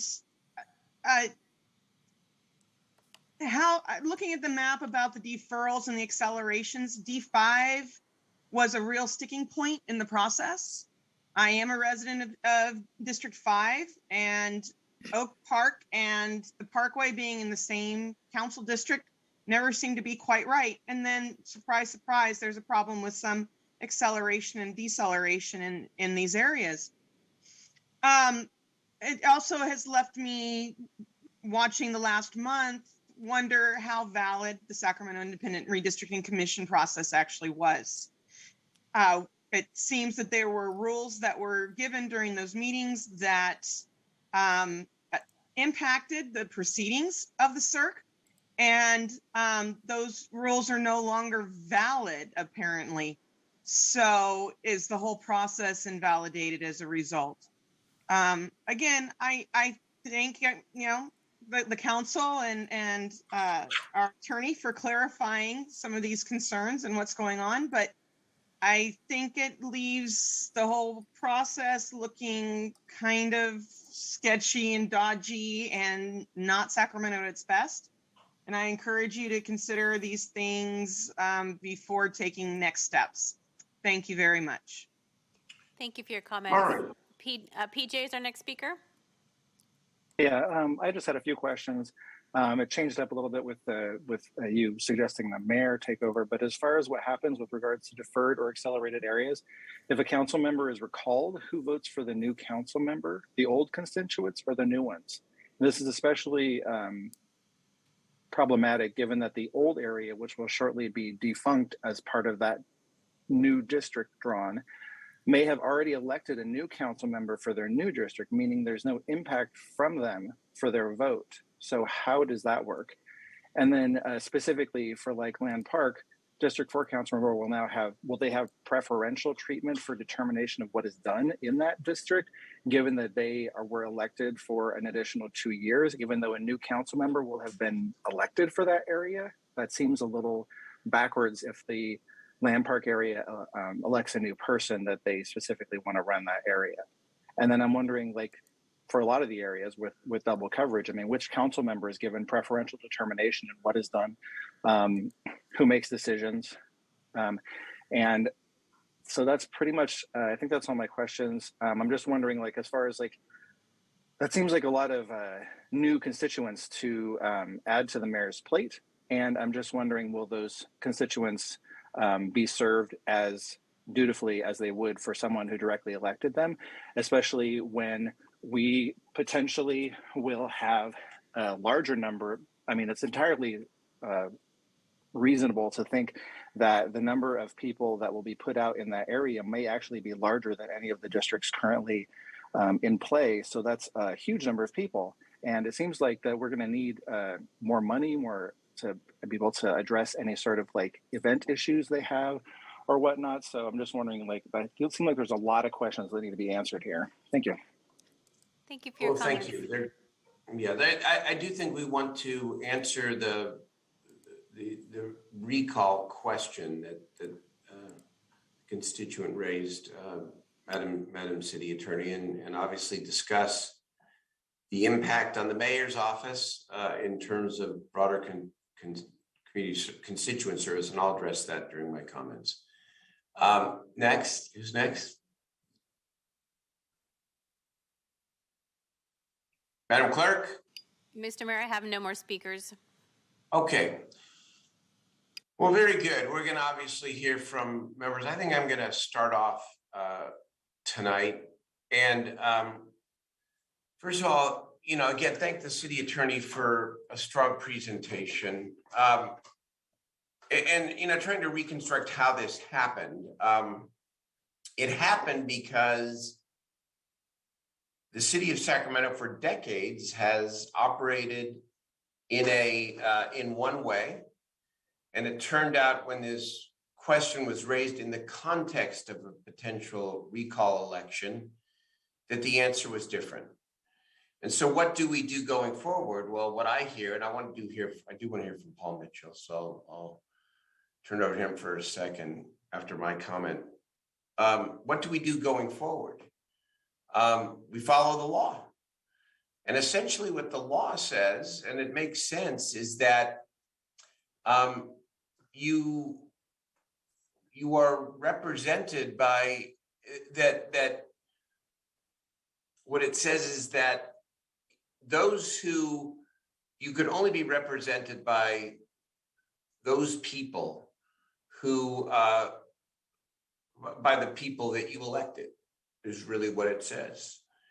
And I know it's a little different with the acceleration issue, but on the second piece of this, the end result of the law that I don't even think we can change by charter is that there will be areas in the even numbered districts that will not have a council representative until the 2024 elections.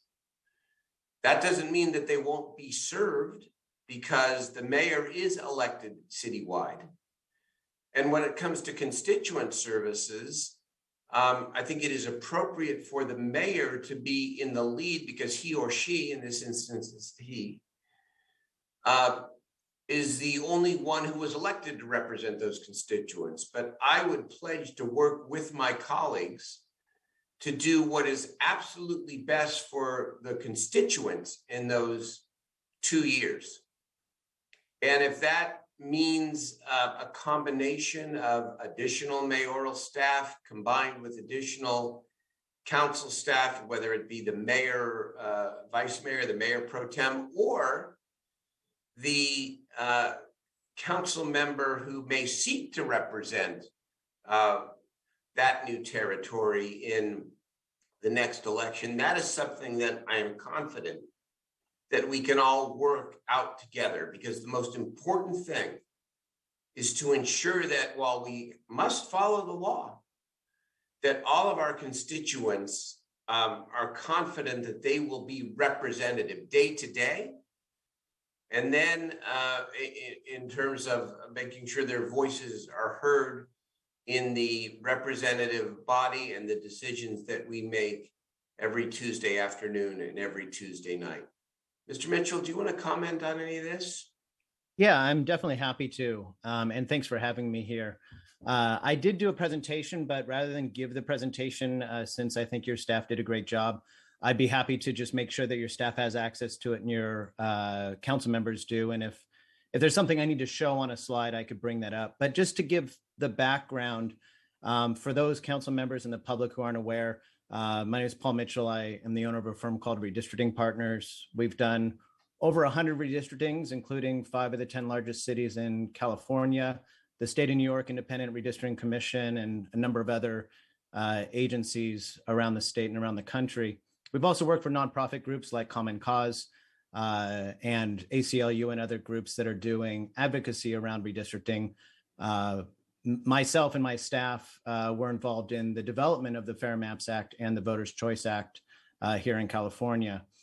The Sacramento process we weren't actually involved in any official way, but we did watch it. And your process was an independent commission process, one that I hope other cities strive to utilize. I think it was a great process and something that we did in other agencies like Long Beach or in Oakland or Berkeley. And it's a preferred way of doing it. One of the big differences between this commission and the committee that was used in the past is that when this commission passes the lines, those lines are immediately effective. And that means that the county can start cutting up precincts. They can start helping people identify what district they're going to be in to file for office. People can start campaigning in those new districts. It's the same language that's used in the State Redistricting Commission. The State Redistricting Commission's lines are immediately effective, meaning that the legislature doesn't get to tinker with them and doesn't have to approve them. This commission got to pass the lines and bypass the city council's approval before they got implemented. What that didn't mean is that it undid the voter choices that were made in either 2018 or 2020. When you elect somebody to office, whether it's city council or state senate, which was discussed as a perfect example, you're electing them for the full 4 years. And there's no administrative process that can undo that like a redistricting. So, and this isn't just true for city council or a state senate, it's true for everything. And it always has been true, regardless of what the city policy has been in decades past. When the first Congress was elected, they were elected for terms, and those terms weren't, when they did a redistricting and gave more members of Congress to one state and fewer members of Congress to another, they didn't just tell these members of Congress they had to get out of the chamber, they were able to fulfill their full terms until the next election. And the state law is really clear on this. It says that nothing about the redistricting under the Fair Maps Act should adjust any current member's district. And the AG has been very clear about it, recently putting out an opinion that said, and I'll quote this, "The redrawn boundaries should not be used for a given office until the first regular election for that office," meaning the new districts are in effect when you have people who are elected to them. This also is why you can't be drawn out of a district in redistricting in a literal sense. You can't have a situation where a district is redrawn and all of a sudden you can't be a council member because you don't live in it. The district isn't operative until someone's elected there. So the question that you're dealing with right now is what to do next. You now know, or we can accept that these districts that you were elected to are what you're serving, but you are going to have this issue that has been raised about accelerations and deferrals. I want to point out a few things about these.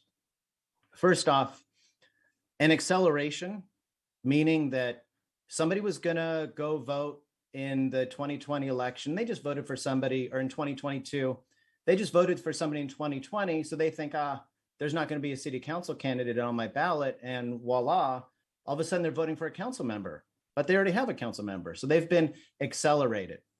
That happens not everywhere in the city. It only happens where a district goes from being an even number to an odd number. So in these little pockets around the map that were shown to you earlier. Now, there are 5 areas that this happened, where people went from District 2 to District 1 or 4 to 3, and that did impact residents all over the city. It will impact residents all over the city.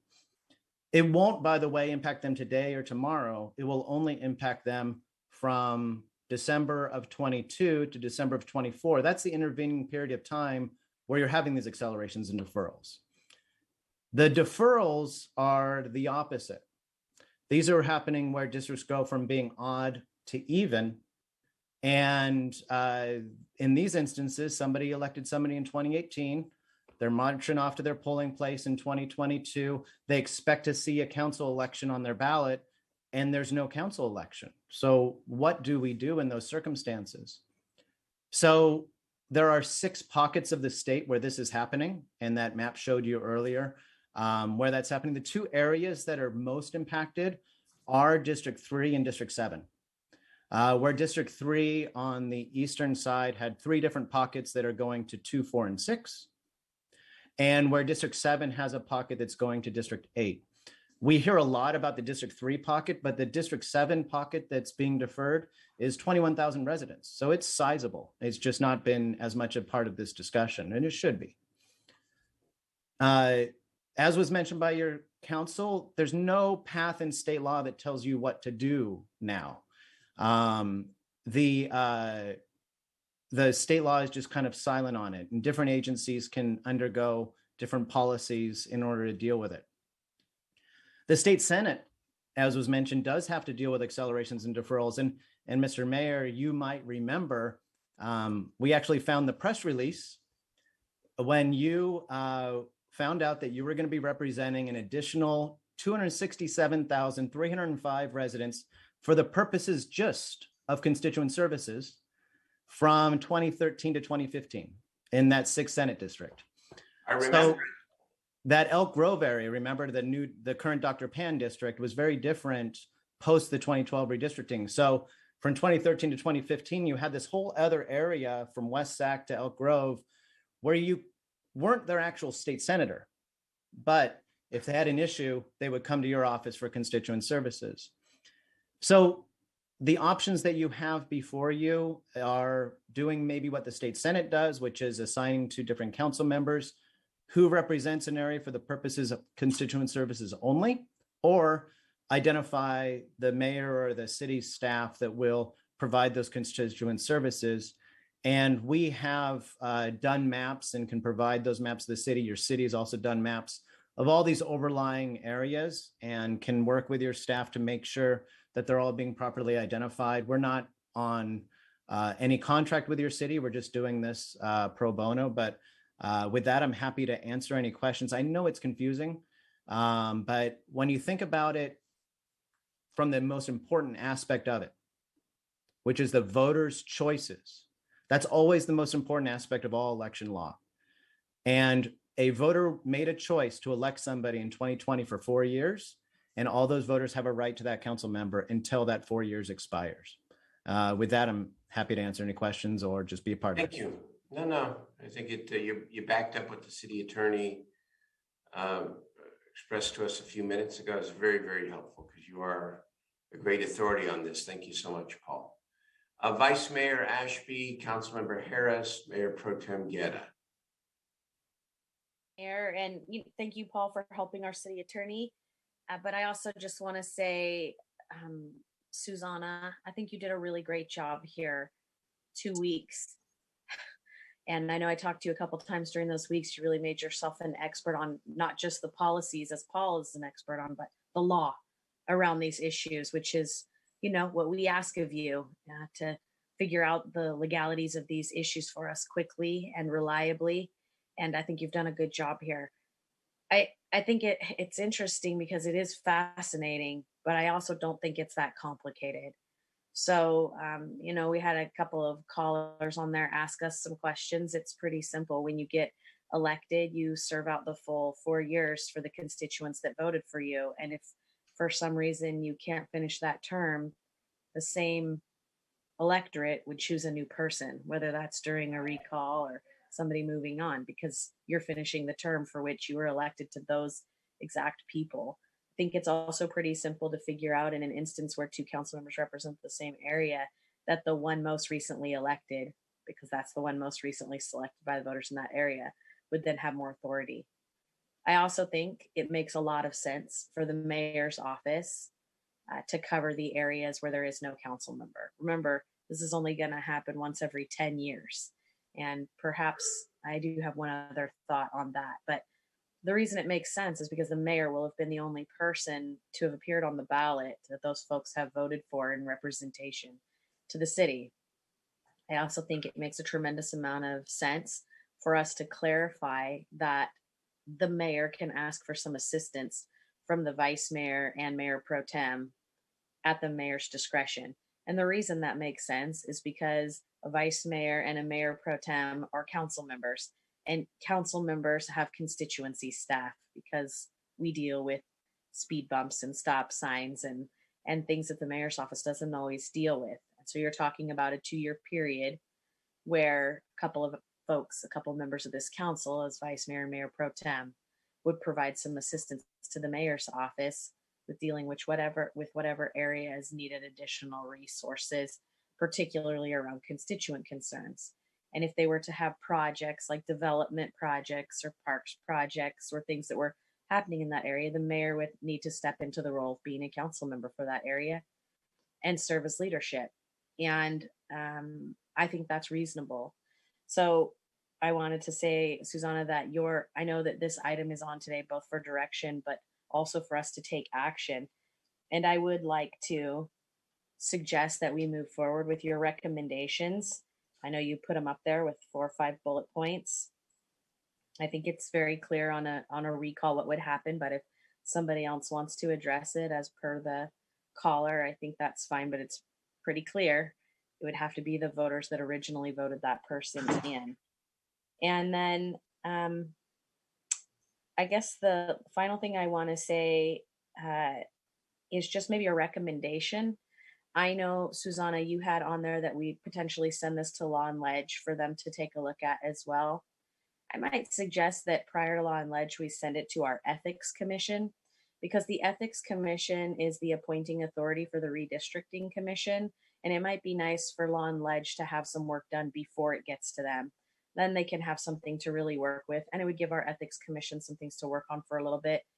We have 10 years. So we can take a bit of time here in case we want to do something different. In the interim, I would like to suggest that we move forward. And Mayor, I'll defer to you on this, but to the extent that we can codify this and clean up language on a ballot, I think that we should do it. It would add some, I think, security for future councils, for future mayors and future council members to have some assurity of what will happen. I've been on this dais, and so has Councilmember Chenier. Now this is our second redistricting. And I don't think there's any version of redistricting that is easy. Well, we certainly haven't experienced one.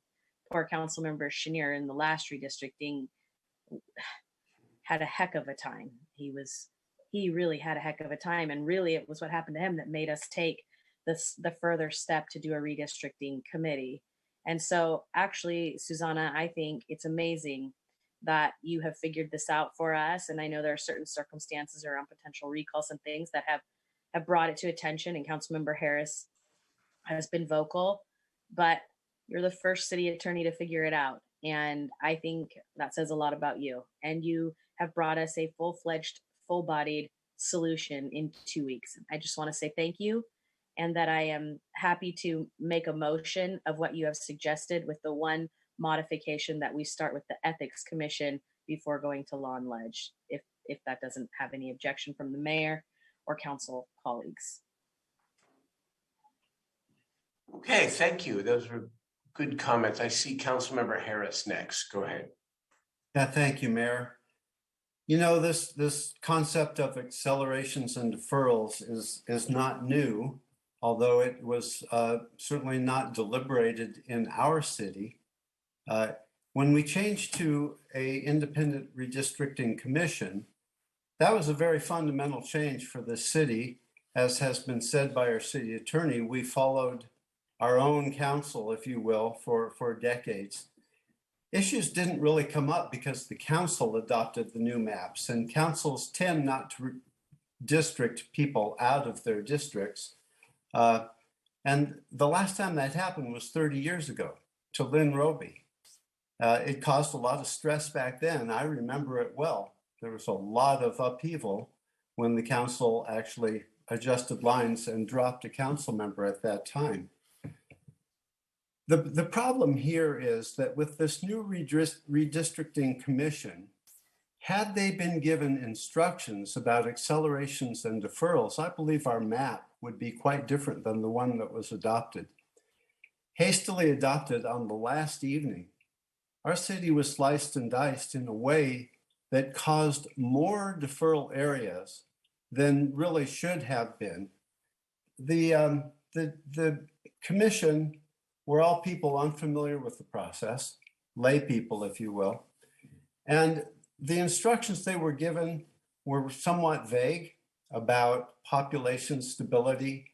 But had they been actually given adequate direction about what their decisions would do in terms of how many people would be displaced and what accelerations and deferrals would look like from that point forward, I think that they could have made much more educated opinions. So I think we need to go farther than Susanna's recommendations. We clearly need a charter change. We need to remove the language from the charter, or at least clarify what it means that the district lines take effect immediately, because they do for the purposes of elections within the new district boundaries.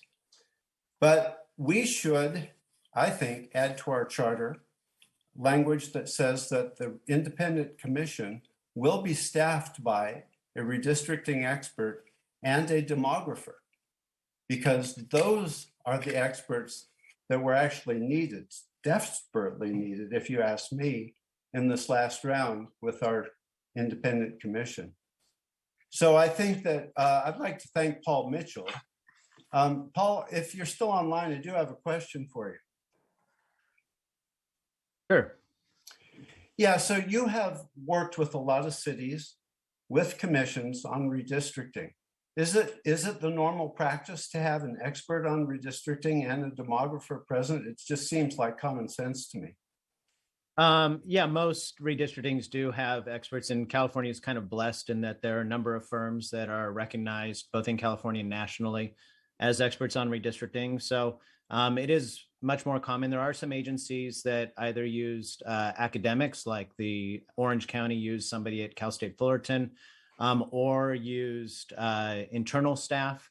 But it was in some of the higher profile redistrictings, they definitely were using consultants like us.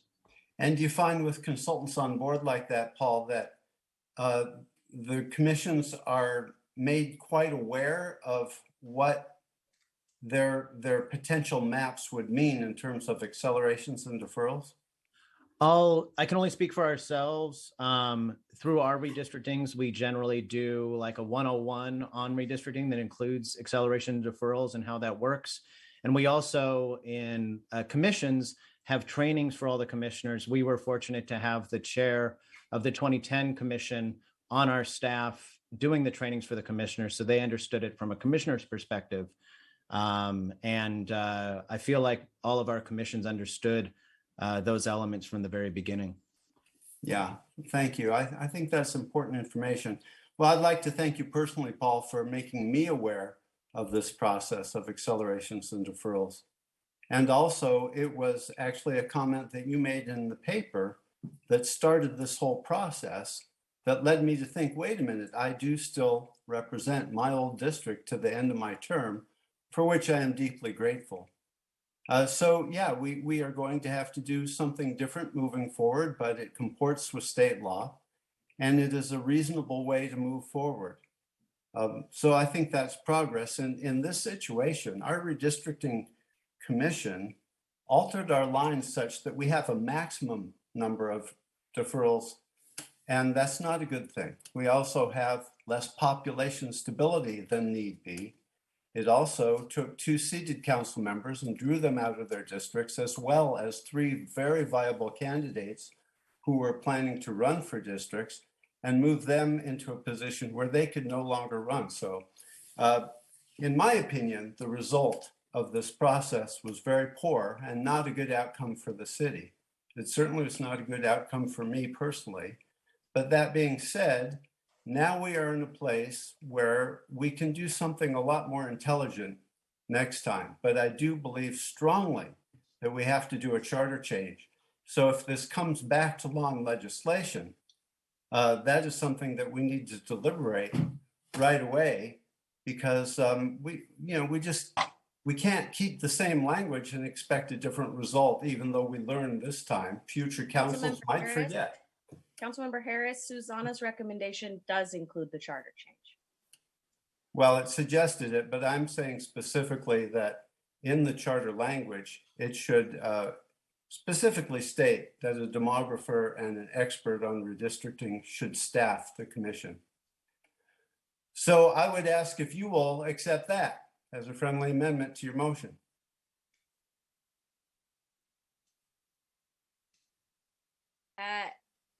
City Attorney, can you opine on that? What did we have, and how? I mean, I don't mind adding some component of that to the future, but I'm not sure it needs to be in the charter. What do you think? Well, that's exactly why I had the recommendation that I think this needs to be studied for a charter amendment, however that's going to look like. Certainly right now, the system of acceleration and deferral is not listed as one of the factors that the districting commission is to take into consideration when they draw their maps. So if that's something that is later determined by the voters to be a necessary component, then that could be part of it. It's just not part of it right now. So maybe what we could do is ask that, because obviously this charter amendment is going to go through a process. That's what you've discussed in your recommendation, that we'll have groups weigh in. Perhaps what we can make as part of the motion is Councilmember Harris's recommendation that be considered as part of the charter amendment as well. And then if you all decide to bring us back something that is slightly different from that, you can talk to the council and they can decide if they want to include it or not. But for sure, let them know that is something of import to him. That be okay, Councilmember Harris? I didn't quite understand what you're willing to include. Well, I'm trying not to prescribe for her exactly what the charter change would say right now, because she wants to go through a couple commissions and committees and have some input. So what I'm saying is we could include that particular piece that you have articulated is important to you, and ask them to consider that in their deliberations. So when they bring us back proposed charter language, that is addressed one way or the other. Yeah, I think that's reasonable for now. Okay. I don't understand quite why you want to take this to the Ethics Commission, but I don't really see any big harm in it. I just want to take it to them because they're the appointing authority for the redistricting commission. And I figured that would give them an opportunity to weigh in. But I agree that we don't want to prolong the process. So we should make that an expedited component, which I'm sure is part of what you're concerned about, so that it is this council that gets to see the charter revisions. I think city attorney is probably the concern there. That is a concern, and I appreciate you bringing that to light, because I do think this council should have a look at the charter revision, even if Sure, it's this not is the passed in council November. impacted. So this is the council impacted. So this is the council that has firsthand knowledge, and this council should be the one that determines what. In other words, the idea would be to put the charter amendment on this November's ballot. Yeah, so create a process, work backwards from that, city attorney. Okay. Very good. So I'll second the vice mayor's motion. You know, I think the pathway forward is to do accelerations and deferrals. It does make a lot of sense to put it in the mayor's office. You're going to have to hire some help, my friend. We have vocal constituents. You're not going to like what you're going to hear. I hear the good and the bad anyways, in different ways, so it's okay. All right, well, thank you. Okay, Councilman Mayor Pro Tem Guerra, then Valenzuela. Thank you, Mr. Mayor. First, I do think, the reason we were here and why we have an independent redistricting commission is because the council at the time voted to go against 4 of the 5 recommendations, and even the last recommendation wasn't what was recommended to the council on how the districts should look, and particularly was done to protect council members so that they weren't gerrymandered out of the preferred districts that they wanted at the time. And what it led to was, I know that because I was a volunteer with the Latino Redistricting Working Group, was splitting up communities that were Latino and others into 6 different districts, and so so that's what led to this process. Was that so? I think where we're going is in the right direction. I think the council member Harris's point, having the right staff and appropriate people there when it's happening is good, because we want to make sure we do that. One, there is a process already to get things on the ballot from this council. And so, and same process that the charter amendment is put there. It goes through law and legislation. Law and legislation is a timeline that we have to get it done before the July deadline. So I do think that the motion to move forward to law and legislation is appropriate, and one that we already know the deadlines to be able to get this on the ballot. And I do agree that the law and legislation committee should consider, that language in the charter be changed to direct the commission to consider the factors of acceleration, the amount of acceleration and deferrals as part of their consideration. That again, a debate for law and legislation committee to consider, but I do think that's an important consideration. On the city, on the constituent services and who serves now, I'm gonna be a contrarian here, and I actually don't think it should be the mayor's office or the vice mayor or even the mayor pro temp's person to look at constituent services. I think we should actually create an immediate interim policy on how we get through this. And the reason I'll say it is because with all due respect, the mayor has if I'm a constituent in Meadowview or a constituent in North Highlands or a constituent in, say, Colonial Heights, in these areas where there isn't a council member at that time, and I'm trying to compete against some of these major issues that are happening, even how quickly we staff up, I just don't think that one, it's fair for those constituents to be able to fight for attention. We have the same number of constituents, the same number of electeds. I think we can all figure out a better interim policy right now. I do think that in the charter change, we should also prescribe, the constituent services, or make it a standing rule, as the Senate did, of how constituent services should be dealt with, and if it's voted on in November, it would be effective because you would still have elected folks who are elected in November and in December, and you could have 2 years still of the 2023, 2024, where you have this gap and overlay. I'm going to go 2 years back when Measure A was going through. One of the things I had asked to be included in Measure A was a council office of constituent services. And I think that is an important tool that we should really consider in building a council office of constituent services.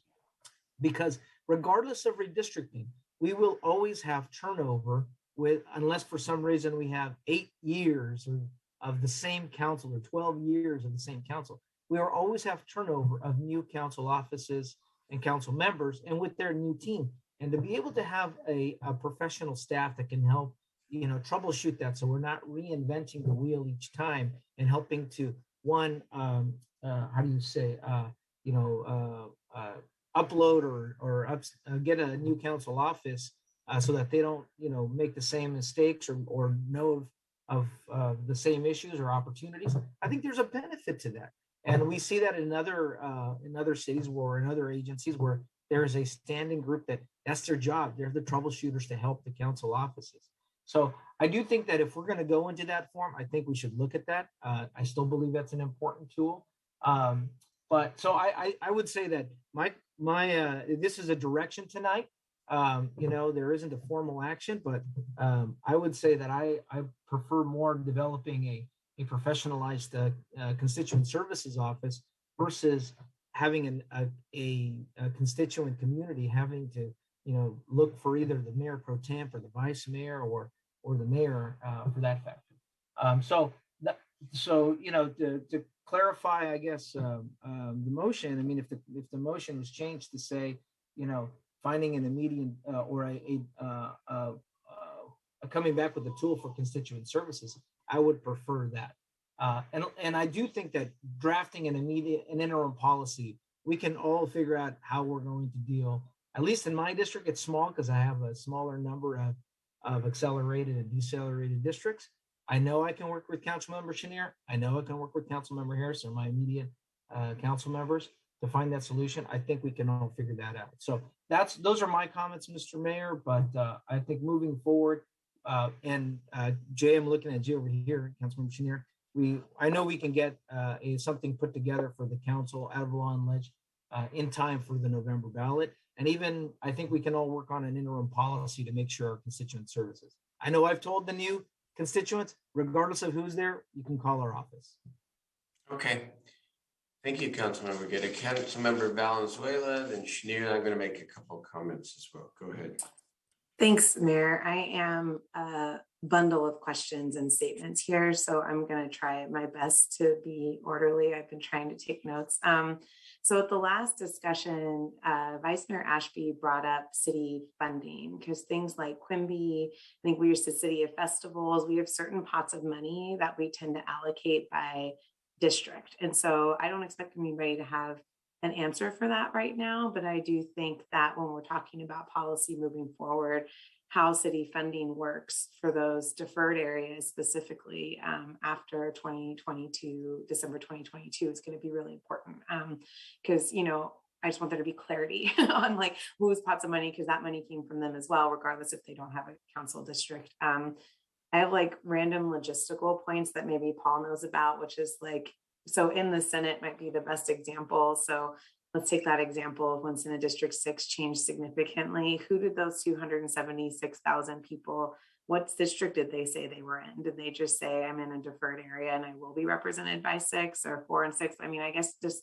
language would be really helpful because I know I've gotten several calls from folks that are just like, so now what? Like, what district do I say I'm in? Just in terms of communication so that the community understands who they're supposed to call. And I do appreciate what you're saying in terms of the mayor was the only one everybody voted on, but I also completely agree with what Councilmember Guerra just said, which is that if we put a measure on the November ballot, it would be in effect before December, before this transition occurred. And so I do want to recognize equal representation because right now members of my district have my vote and they also could have the mayor's vote because he's citywide in these deferred areas. There is no kind of designated person who would be representing them. And we all know, as Councilmember Guerra just said, constituent affairs gets messy. And so if we're just sort of ad hoc saying, oh, you'll help, you'll help, that doesn't feel real. And that's a lot of folks for the mayor to take on because he's already representing the entire city. And so, we're talking about hiring an army of people here to expand his services. And then they're still only going to have one vote on the council, and they won't also have the support of that second vote from a council member who's more directly focused on their issues. And so I will admit that I am more partial to the way the Senate does this in terms of like having the person that might represent that area, if they're reelected, come in to help, because I do think that that provides continuity, and it just makes a little bit more sense to the constituents that like, okay, you're going to be District 4, so like the District 4 person's going to help you. However, you also can't tell me that I don't represent the areas that are accelerated, because they voted for me too, and my voice would not be second rate. It would be 2 council members that would just have to work together. Like Councilmember Jennings and I would just have to work together in Land Park and figure out how to best triage and support those constituents, because I would still have to represent them as well. So there's also this very real question of resources, because that is then potentially a significant expansion. No matter which way you cut it, one of us is going to end up representing, or a couple of us, a lot more people than the other colleagues, and are going to need a lot of support to do that. So I feel like Paul, I'm curious for some of your comments on this, and then maybe you'll help me solidify some of my points after. I'm curious what you think about all these questions, and what you would recommend in terms of providing greater clarity here. Yeah, so I think your question's interesting about, what do people call themselves? What district do they say they live in? That's not really a redistricting issue. It's probably more of a communication issue. Whatever policy you come up with, you're going to want to communicate that to the residents. I will note, when there was 270,000 people that the mayor represented in the state Senate, that was in a redistricting year when 4 million California residents were deferred in the state Senate plan, 10% of the state's population roughly. And there were actually more deferred in this state Senate plan, that the state Senate's going to have to deal with those deferrals. So you in the city did have a lot of deferrals, but really 10%, roughly, or actually less than what the state had in their state Senate plan. So it was maybe a big change for the city, but relative to what we see other commissions, and what we see the state Senate with the Independent Redistricting Commission, not outside the norm. So maybe having a policy on this is really important. I've actually talked to legislative staffers who said that they might look at making some amendments to the Fair Maps Act to really clarify this for cities, because it's not just the city of Sacramento this has become an issue in. Other agencies are looking at maybe misinterpreting this law as well. But ultimately, I think it comes down to really having a strategy for communicating with residents what you're going to do in that intervening period to make sure they don't feel like they're getting short shrift. Yeah, and in the Senate, and we'll just keep using the mayor as an example because that's a local example, when he assumed 276,000 additional constituents, I mean, did he get additional budget resources? Like, how does the Senate handle? Because it sounds like they sort of say, okay, if you would represent them in re-election, then you represent them now, which I think is the most logical process for a constituent, rather than saying, oh, the mayor represents you and the mayor pro tem from District 6, because they're like, well, I'm not in District 6 and I won't be in District 6. So I feel like it might just add a little bit more confusion. Nothing to Mayor pro tem. I think he would do a great job no matter where he represented, but just like trying to like help the constituents make sense of what's happening and who they call. So the Senate, do they generally give the people who assume deferral areas additional resources and staffing to support those areas? Or is it just sort of figure it out, use less where you don't represent anymore?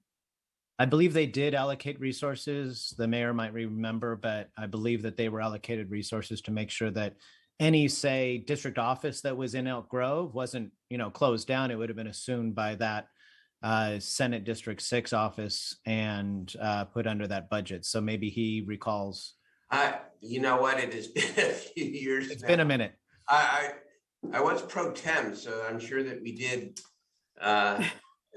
Chairing the Rules Committee, we did ensure that the people of Elk Grove and West Sacramento were well represented. But I have to go back and remember exactly how we did it, because I don't. No, that's fair. And I mean, I think just logically that makes sense. Like if I was a resident in the River District and I was like, okay, who am I going to call, once the District 3 election happens and there's a new council member, like I think it makes most sense to say, oh, call the District 4 office. They'll help you with anything you need. You can also call the mayor, just so that it's like a little bit more of a seamless transition when the 2024 elections happen. And we're not saying call this person and now call that person, or call the mayor.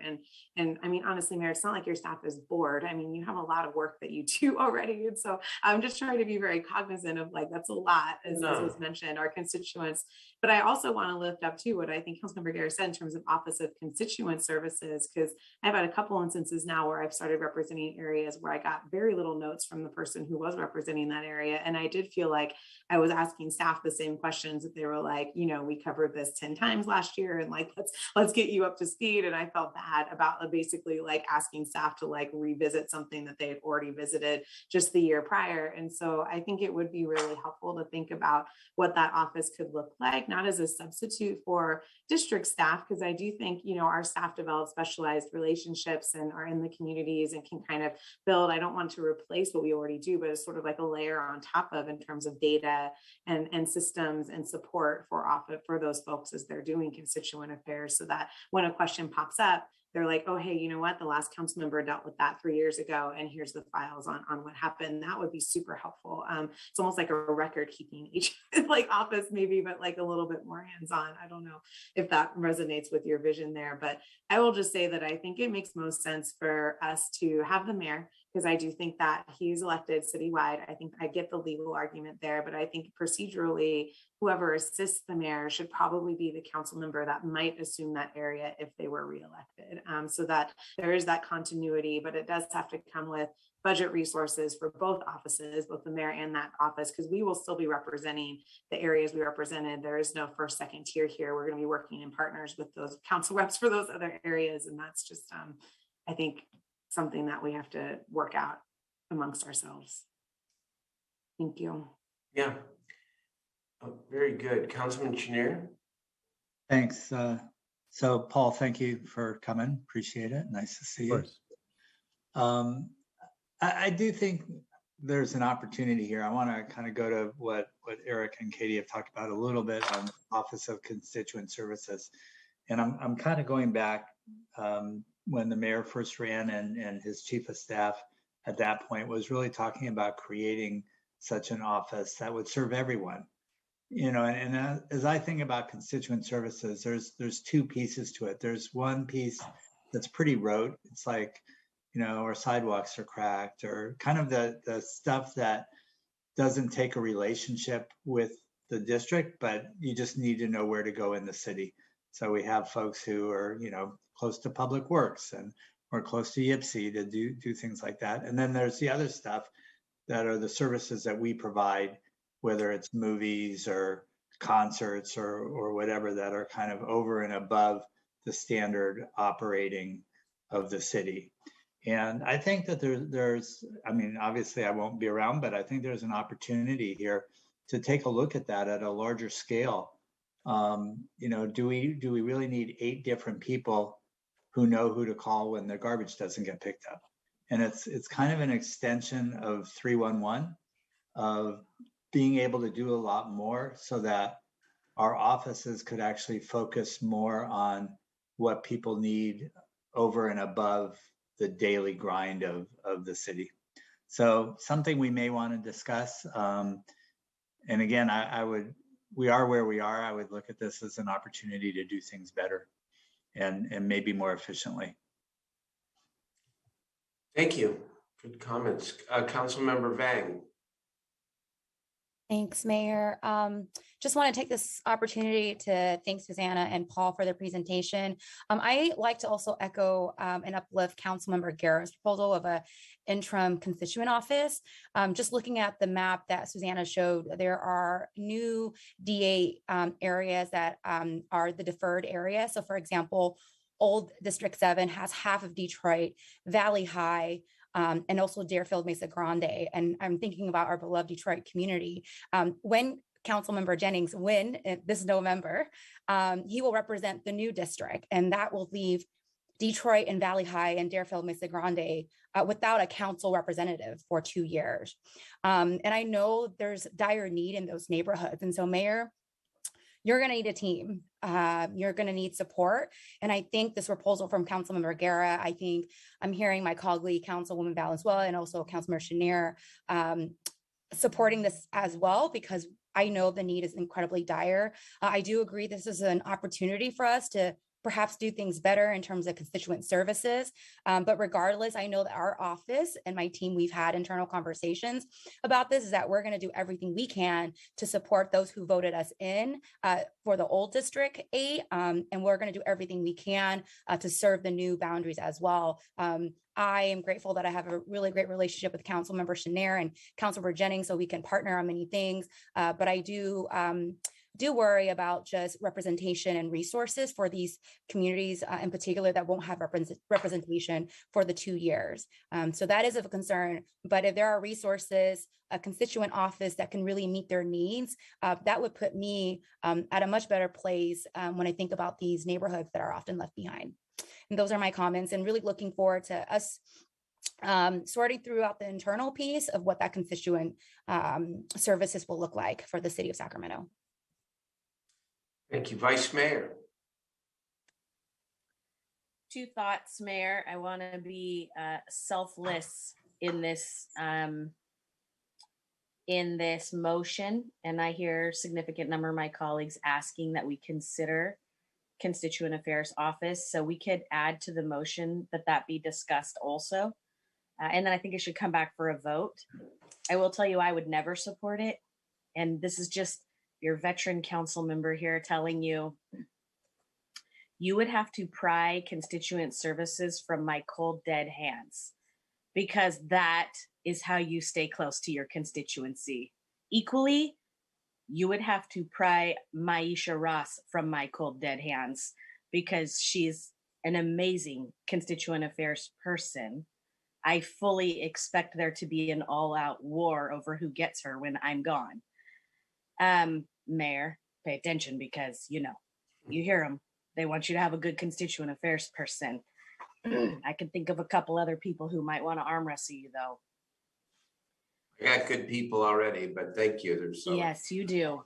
Yes. But this is different. They're talking about more specific council district constituent affairs. But I know your office can handle it. I know that you can. And I also know that whatever you wouldn't be able to do or needed help with, a vice mayor, mayor pro tem would help with, which is why I have never supported an office of constituent affairs. We already have 311. People don't really, they should be calling that number or using the app to get things like their trash picked up. That's not really the main call you get from constituent affairs. It's more about people that have some quality of life issue that you need to know about as a council member to do a really good job. And a million little calls can help lead you to taking a different position on things. And I just think we need to be careful as a council about how much of that we defer away from the everyday eyes and ears of the elected representatives. So I'm happy to include in the motion a discussion and potentially come back to us when you bring back the other things, some ideas around how you might handle some constituent affairs. But I'm going to let my colleagues know right now, I strongly advise you to really think long and hard about whether or not you think that is better for you or worse for you. Because really nothing puts a finer stamp on who you are as an elected official more than how responsive you are to your constituency. So just my 2 cents as the outgoing veteran vice mayor here, I wouldn't do it if I were you, any of you. And I won't do it in the remaining months that I'm here. And I think the mayor is more than capable of handling it with his team. So, let me, okay. I was just going to ask the vice mayor if she could restate her whole motion at this point, because she's made a lot of amendments and changes, and maybe we could do that at the end. So Susanna has a recommendation page. Maybe Susanna could put that page back up. And then really we've only made 2 modifications. One is to go to the Ethics Commission first, but I know we're going to have to do an abbreviated version of that. So on that last bullet point where it says refer the future charter amendments to the Council's Law and Ledge Committee, She's going to start with ethics and then go to law and ledge. She's going to do a back. She's going to start with the end in mind and make sure she has that brought to us so that this council can be the ones that decide. And then I am adding the additional. If I can, Vice Mayor, one thing we can do on the ethics, and I don't have any problem with that at all. I think it would be helpful, but it doesn't have to be sequential. Maybe we do it concurrently. I'm just a little worried about time with everything on our agenda. Okay. I defer to him. He knows better what that law and ledge committee looks like, but that's fine. I just think the ethics commission should weigh in some. Yeah, no, that's fine. Okay. That's fine. Good. And then, wait, hold on, Mayor. And then Councilmember Valenzuela, the only other addition is that staff bring back a recommendation on what it would look like if you added constituent affairs outside of the council offices. Right, That's it. So that's considered. Okay. Vice Mayor, you also put in language about in the charter change to consider. Right. So, the well, state. yeah, that they would consider Councilmember Harris's recommendation on the charter amendments, that they'll come when they come back to us with that amendment, that they will The have, demographer and the. yeah, that they will have reviewed his And recommendation. acceleration and deferrals, right? Yeah, both. Okay, Councilmember, I think that's clear. Councilmember Vang, did you have one other comment? Yeah, just wanted to just make sure that I have clarity on the establishing council redistricting implementation, just so that I know in terms of next step of advising just my own staff of exactly what the next steps are. And just want to make sure that we get a memo and clarity on that in particular as we move forward. Because right now, I'm just partnering with two awesome council members and taking my responsibility on the new District 8. I want to make sure that we're able to articulate that clearly to areas like half of Valley High, half of Detroit, and Deerfield, Mesa Grande. I want to be able to communicate to them exactly who, I mean, my office will always be open. I'm going to hustle hard and serve this community no matter what, but I want them to know really what this council is going to set in terms of implementation so that we're clear on that. And I didn't really get that from this. So I don't know what the timeline is on that. Will there be a memo sent to us? If someone can clarify that, that would be really great. Yeah, absolutely. I think that probably part of the process here would have to be some kind of FAQ sheet that would be posted everywhere, that you would be able to provide to your constituents, that it'd be really clear what the city's doing. And, I was waiting for the final direction from council today, and then I'll work with all my counterparts throughout the city who are responsible for city operations to make sure that information gets put out. Councilmember Valenzuela? Yeah, and thank you for putting this slide back up briefly, Sandra. I think for me, the two questions that are still unanswered in this motion is resources for the folks who cover the areas and sort of the mayor's discretion, kind of as it's currently written, on who will help. And I think coming to the FAQ that Councilmember Vang just mentioned, I think those are going to be two important questions that folks are going to ask. Yeah. Is like, okay, what does that mean now in terms of what we can expect in terms of event sponsorships, timeliness of response, all of those things. So I don't know, Mayor, if you want to opine on that a little bit. Yeah, I'd like to find out. I mean, these are questions we have to answer over the next couple of months. May or may not be appropriate for the charter, but definitely appropriate for guidance to our constituents. I will tell you, first of all, I think this was a great discussion. And, it's easy for me to say it this way as mayor, but I agree with everything that's been said in a way, because I think it's the amalgam of all these comments that I think will lead us to the right place. First of all, in my opinion, the most important thing we can do in a charter amendment, if we do nothing else, and I think we probably need to do more, but if nothing else, eliminate the immediate effective date of redistricting next decade. Because if it's effective at the beginning of the 2022 term, then, and the decision is made months earlier, then the next city council will have many months to sort of answer these questions without there being this immediate change all of a sudden, and no time to prepare. So that is one thing that I would urge in terms of the charter, in terms of the immediacy, the issue of immediacy, if that's legal. Here's why I agree with all of you. It's first of all, I think there is I like the idea of a constituent services office for a very different reason. I think it would actually break down some of the barriers that exist among and between districts and within the city. I like the fact that we would all be working together with sort of a common staff. Now, here's where I want to concur with Vice Mayor Ashby's point of view. It's not either or. You'd still maintain your ability to represent your constituents with your district staff in whatever way you want it, and use that constituent services office in whatever way you want it. Jay made a very important comment, and others reiterated it. This question of who should represent the thousands of residents in the deferred neighborhoods is about more than just day-to-day constituent services. It's also about pops in the park, to use that as the example. It's about the food truck days. It's about the community events where the council members and our staffs take real lead. And so I'm not under, I think it is appropriate legally, and more than legally, the mayor, and I want to depersonalize this because I ain't looking for additional work, and neither is my staff.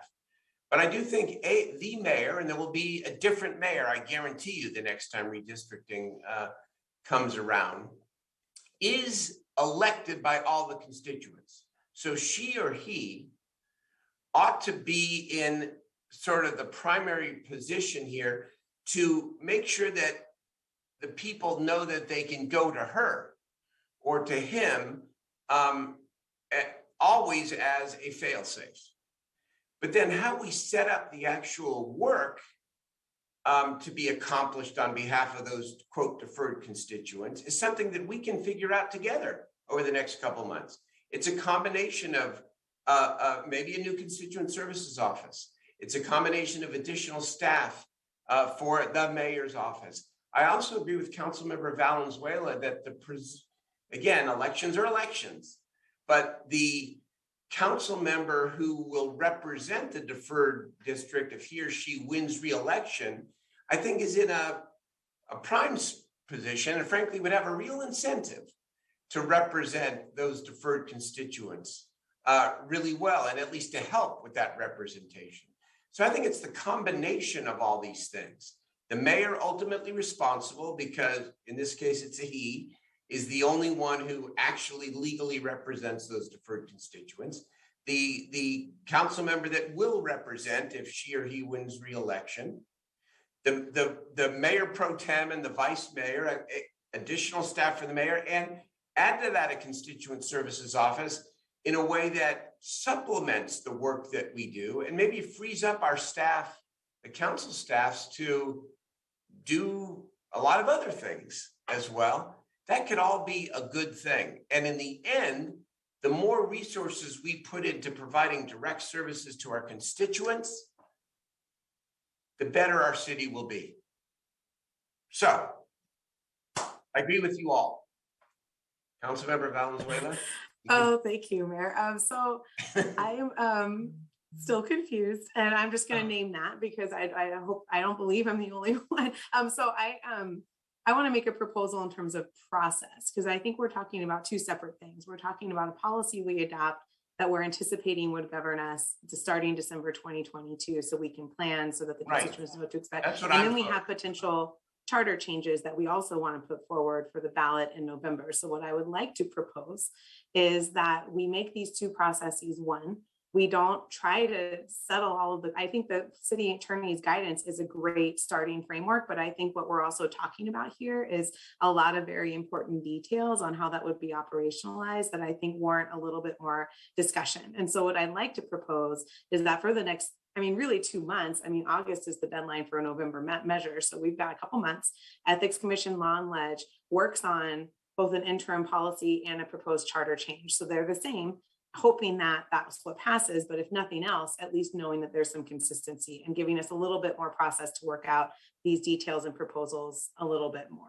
Does that sound okay? Yeah, and I think the motion is consistent with what you just Yeah, said. I guess the city attorney just said that we're going to do an FAQ on how it's going to work. And so it sounded like the two processes where we settled on this and now we're going to do that. And so I think I just want to give, before the city attorney tries to put out an FAQ that might then be different than what the Law and Leg and Ethics Commission put forward for a charter change. I'd like to just propose, I guess we wait on that a couple more months and we're all going back to the old districts. That nobody disputes that. That's where we are right now. But take the next 2 months to kind of plan out a more detailed proposal for both. Yes, and then but not put anything else out to the public until we have those discussions. Yes, I think the thing that didn't get said tonight, maybe as explicitly as it needed to, is just a reminder of the city attorney's original conclusion from 2 weeks ago, which is that the members are representing their existing districts between now and the end of 2022, or at least December of 2022 when the next term starts.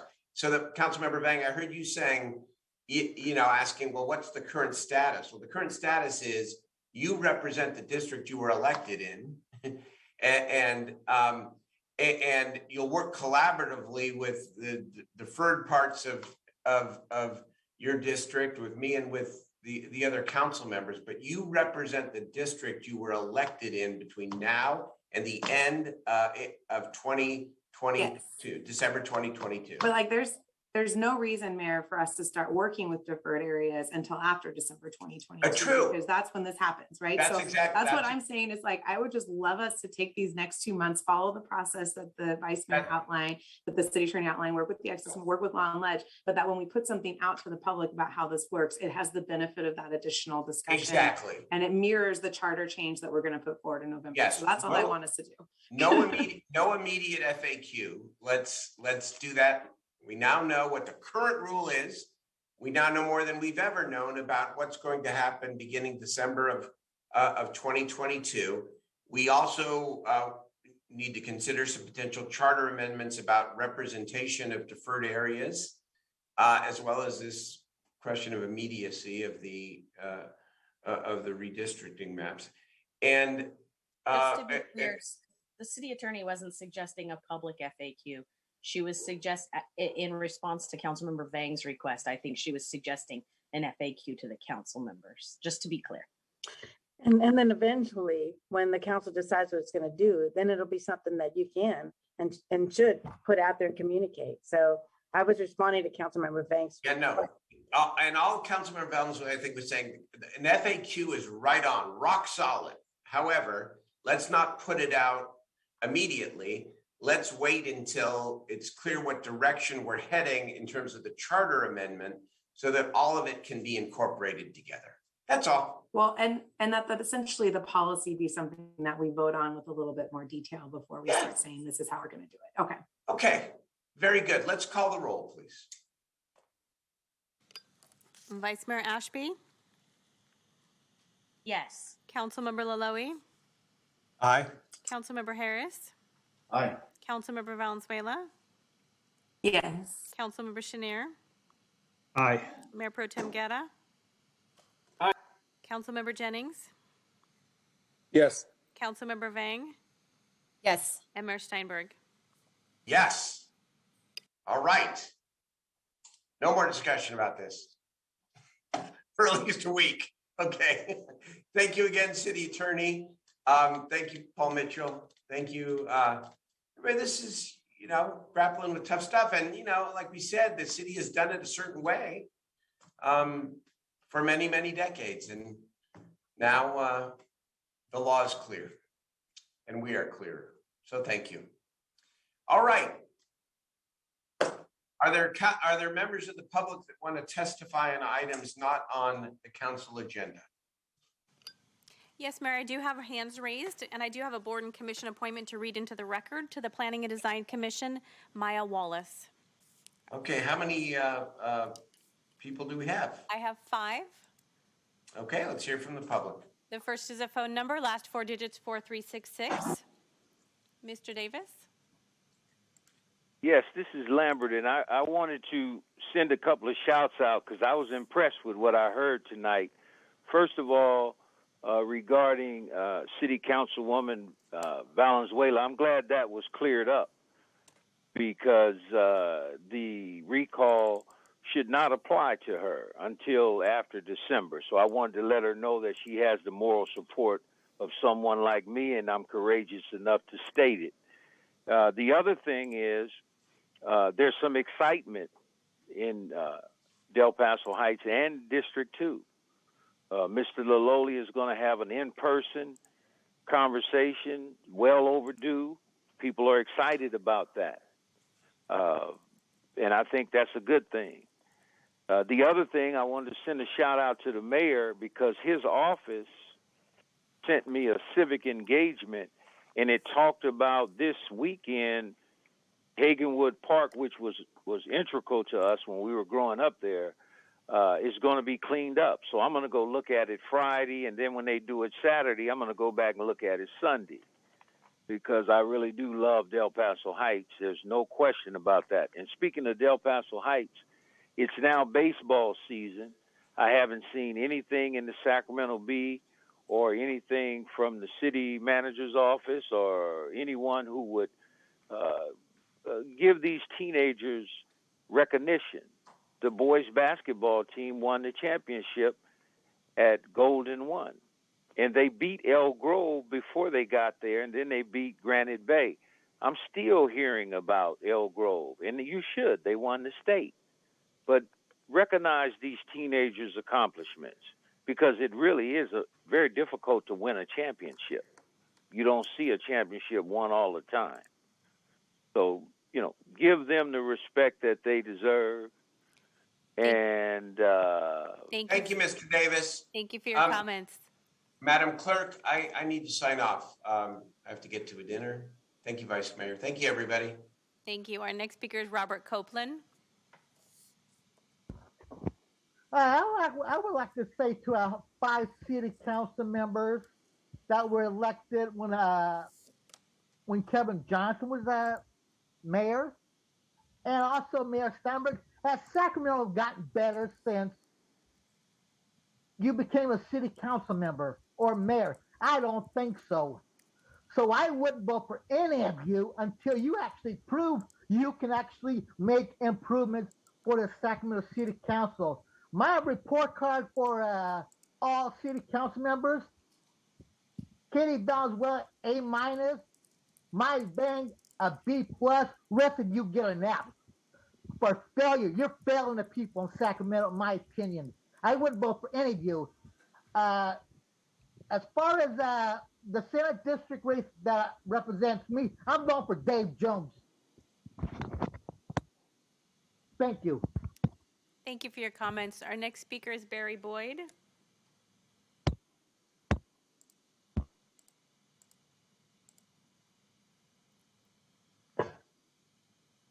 Thank you and good evening. Just for clarity, in regards to who's representing who, understood what the law states and what has been presented here this evening, the council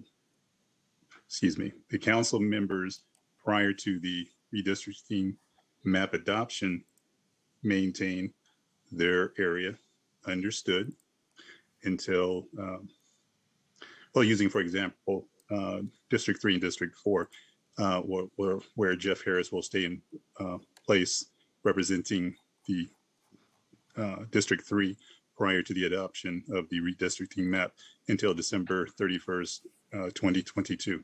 Here's my question. Unless I've misread the law or just totally not understanding it, I believe the state law statute is the adoption of the redistricting map takes effect for representation by that sitting council member to which the redistricting map area, the new borders, takes effect as of January 1, 2023. Now, again, maybe I've misread or just not understanding it. And if someone would clarify, if possible, my the reasoning that I'm hearing that citizens won't have representation for 2 years. I understand the deferment and the acceleration is simply because of the change of odd or even number council districts to when the elections fall, but everyone should be still covered by a council member as of December 1, 2023. Thank you.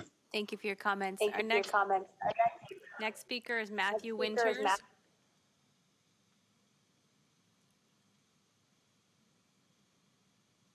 Matthew Winters.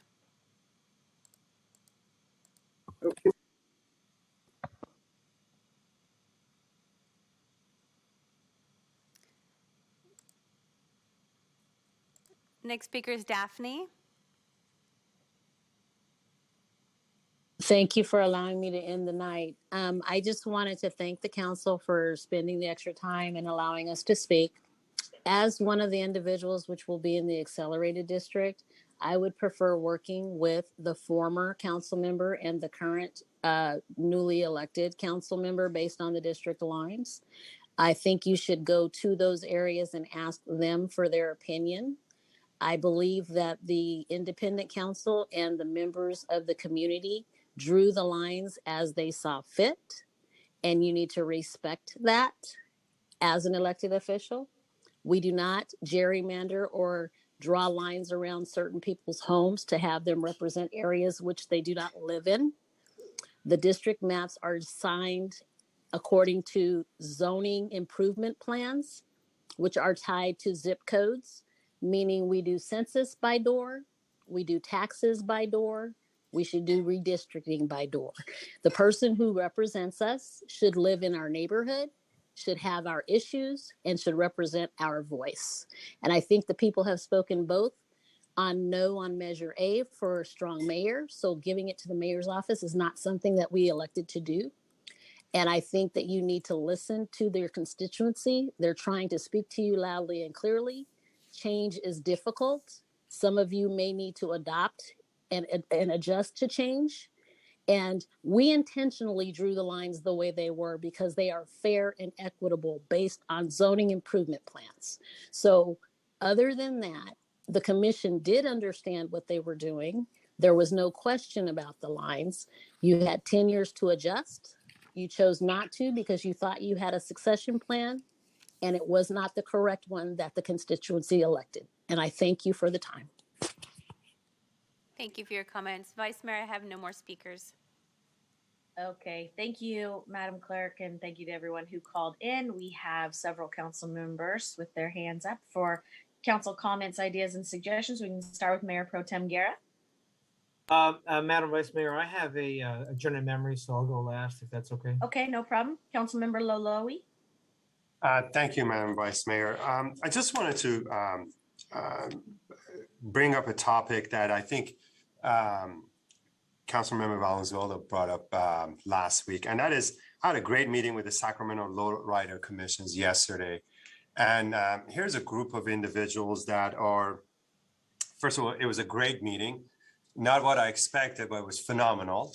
And sitting down and talking to them, I realized that things have changed so much when you think lowriders. I mean, this is a commission that has 40 different chapters underneath them. They're very involved with youth. In fact, they have sessions where they do youth training as far as putting these cars together or how to work these vehicles.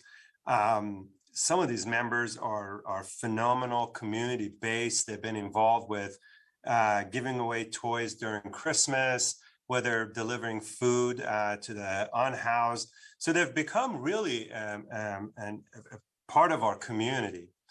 Yet I think there's still certain rules and guidelines that go back to maybe 30, 35 years ago.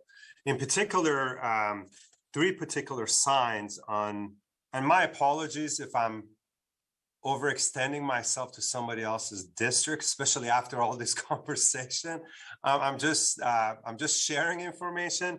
Then there's 3 signs on Broadway, Franklin, and Front Streets that still say no cruising. I think 2022, we're beyond that. And the lowriders, I think it's a family and it's a cultural thing that brings communities together. And I'm hoping that with the work that some of the council members have initiated, and hopefully with the help of our city manager and the chief, we can kind of update some of these policies, remove these street signs. I don't think they belong there anymore. To me, it's a little bit insulting. I mean, when I see these signs, and also if we can sooner than later revisit some of the cruising guidelines, city guidelines that we have, and just kind of updating them, but recognizing that the Lowrider Commission, this is an organization that it's extremely community-based, youth-based, and workforce-based.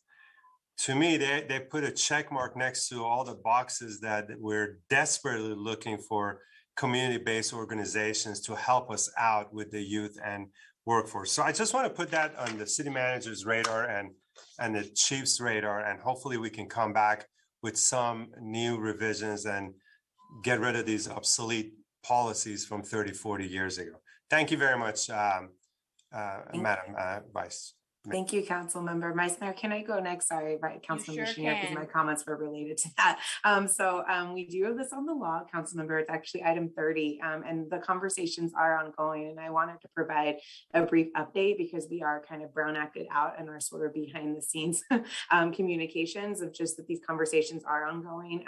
I want to just echo everything you just said about the clubs, our experience, and Councilmember Jennings, and our work with them sort of in depth one-on-one has just been phenomenal. They're just an incredibly impressive group of people, and their asks are simple. They want to take away these 80s, generation signs, and I really want to commend and lift up Captains Monk and Hansen, who've been working, who are the central area and south area captains who've been working really closely with the commission and have really developed a lot of great respect and communication. They've already started meeting with the business districts like Broadway and others to kind of work out relationships. But in the end, the ask remains to remove that no cruising ordinance and to take down those signs in those zones. So I know we have another meeting scheduled on Monday. I will do my best to keep folks apprised of our projects. We're respecting the Brown Act and where we are, but I am expecting this will hopefully come to law and ledge now that we're finishing our cannabis hearings in May soon thereafter, so that we can get moving on correcting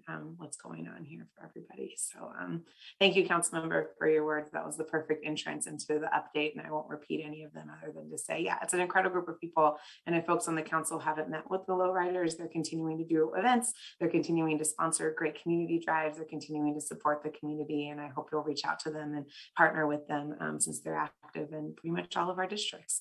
Some of us more than others, but definitely in all of our districts. So thank you for that. Thank you very much, Council Member. And also I've invited them to have so we can use Del Paso Boulevard as a day where they can come in and they can support the businesses, and the public can come in and see this beautiful, as one of the members alluded to, a mobile canvas of art that's just driving down. So again, thank you very much, Councilmember Valenzuela, for your assistance on this. Thank you. Okay, Councilmember Chenier.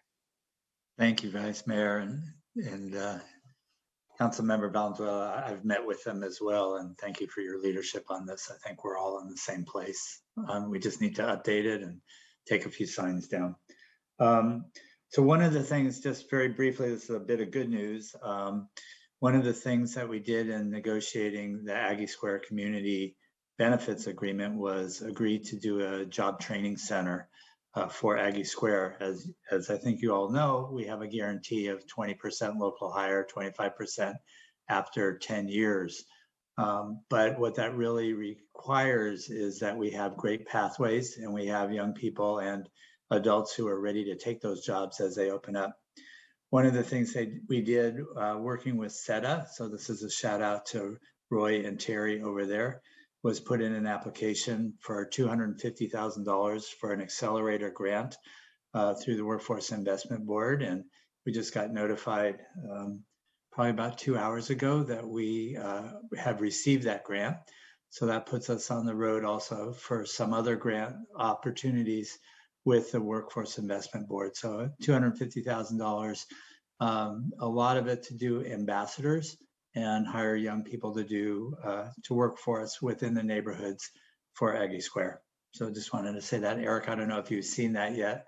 I know Coy was on the train there. So Exciting work here.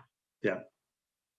And just a shout out from our staff, Leslie Fritchie and Christina Pallone, who worked on this as well with SETA, and a great collaboration.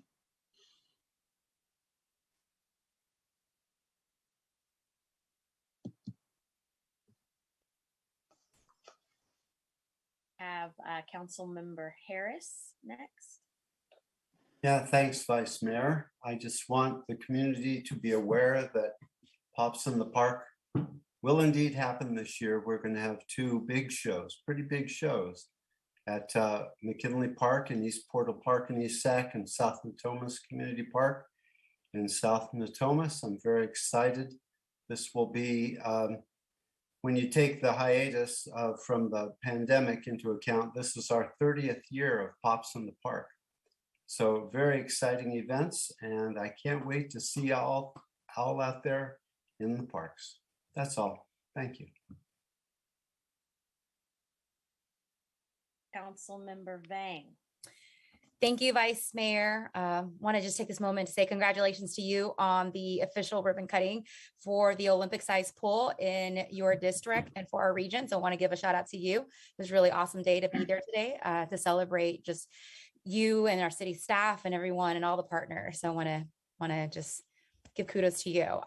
Just wanted to let the public know as well, this Saturday at the Pinnell Community Center from 10 o'clock in the morning till 2. There's going to be a EMIN cultural festival happening. Really encouraging all of you who are watching to come and join us for food, cultural activities from the EMIN community. Wanted to make sure that I share that.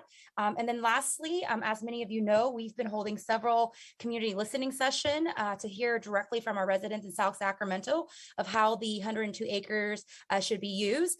We have completed 2 of the 7. Want to give a shout out to our small businesses that showed up last week. And yesterday we held our youth listening session. Lots of young folks came out, really amazing, great ideas, and wanted to just share with the public that we have 5 more remaining.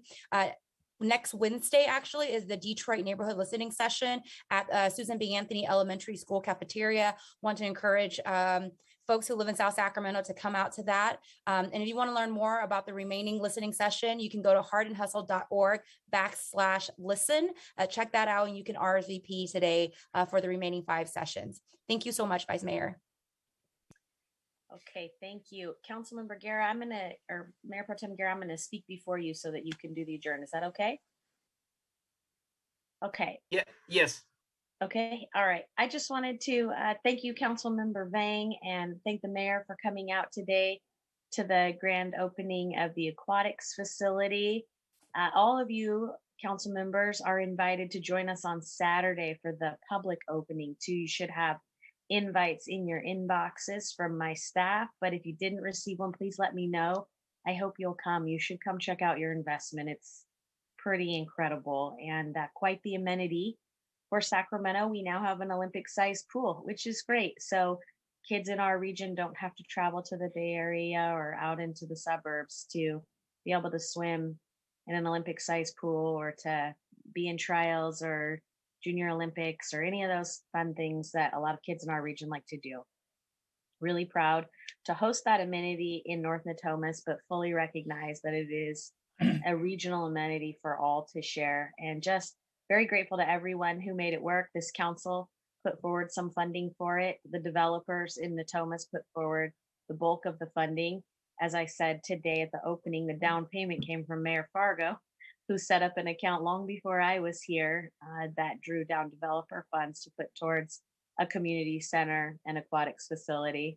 And I just used it to parlay more support. And of course, Natomas Unified also put funding towards it. So those are the funding partners, lion's share coming from the North Natomas Finance Plan fees, developers, and then the city of Sacramento and Natomas Unified combo deal. And it is a joint use facility, as we've already talked about tonight, being something that we know to be a best practice in our region. So the ongoing maintenance of the facility is shared between the Thomas Unified and the city of Sacramento. And I'm really grateful to our city staff. We have amazing people who worked on this project, James and Kirk and Ezra, and I'm certain to miss some, Jackie and Jason, Parks Department, Public Works, Planning, incredible. And I tell you that many of them worked on it for more than 5 years. So really proud of them and really grateful to them for caring as much or more than I do about the project, and thankful to my community who stood up and fought for it. So just wanted to take a few minutes to just say thank yous, because I think that's important always, and also grateful to all of you who supported the project. So thank you so much. Mayor Pro Tem Guerra, you want to close us out? Yes, thank you, Madam Vice Mayor. First, I want a quick announcement to remind folks that Rain or Shine will have our community gathering at Tahoe Park with the food trucks there, and always it's our day of office hours. And so far, looks like the weather's getting better our way, but it's a good time for us to address any constituent issues and also work with our neighborhood associations there. So just this Friday, again, fourth Friday of every month, the food trucks. Madam Mayor and Council, I'd like to request that we adjourn in memory today of Sam Ortega, or Samuel Soto Ortega, for those that have known him for a long time. Sam, I saw him not too long ago, just a few weeks ago, before he passed away on April 1st, 2022. And, for anybody who knew Sam, he was very straight to the point, strong.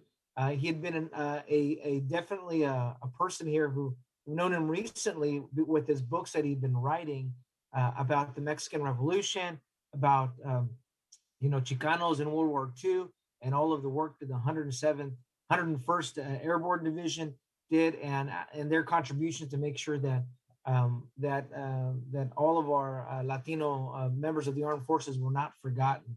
He wrote a number of books, including reminding the folks about bringing most recently the issue of the imperialism that was happening with the United States and neighboring Mexico, and how it affected many of the communities on the bordering states. And he recalls for those of you who sat down and listened to him, he would talk about the stories about his grandparents and his parents living during the time of Francisco Villa, and then they moved to the United States.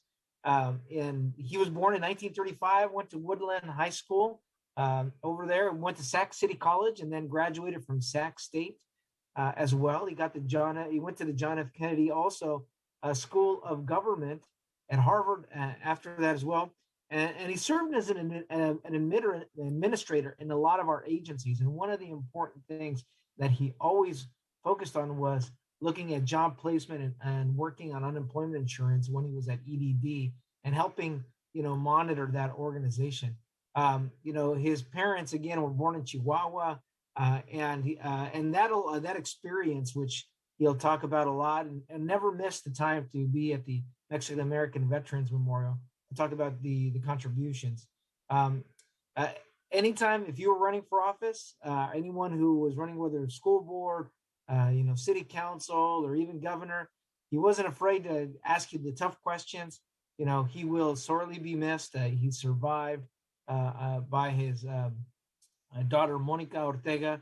And so, Madam Vice Mayor and Council, I'd ask that we adjourn in memory of Samuel Soto Ortega. Very good. Sounds like a remarkable human. Thank you for bringing that to our attention, Mayor Pro Tem Guerra. In honor of Mr. Ortega, then we adjourn this meeting of the Sacramento City Council.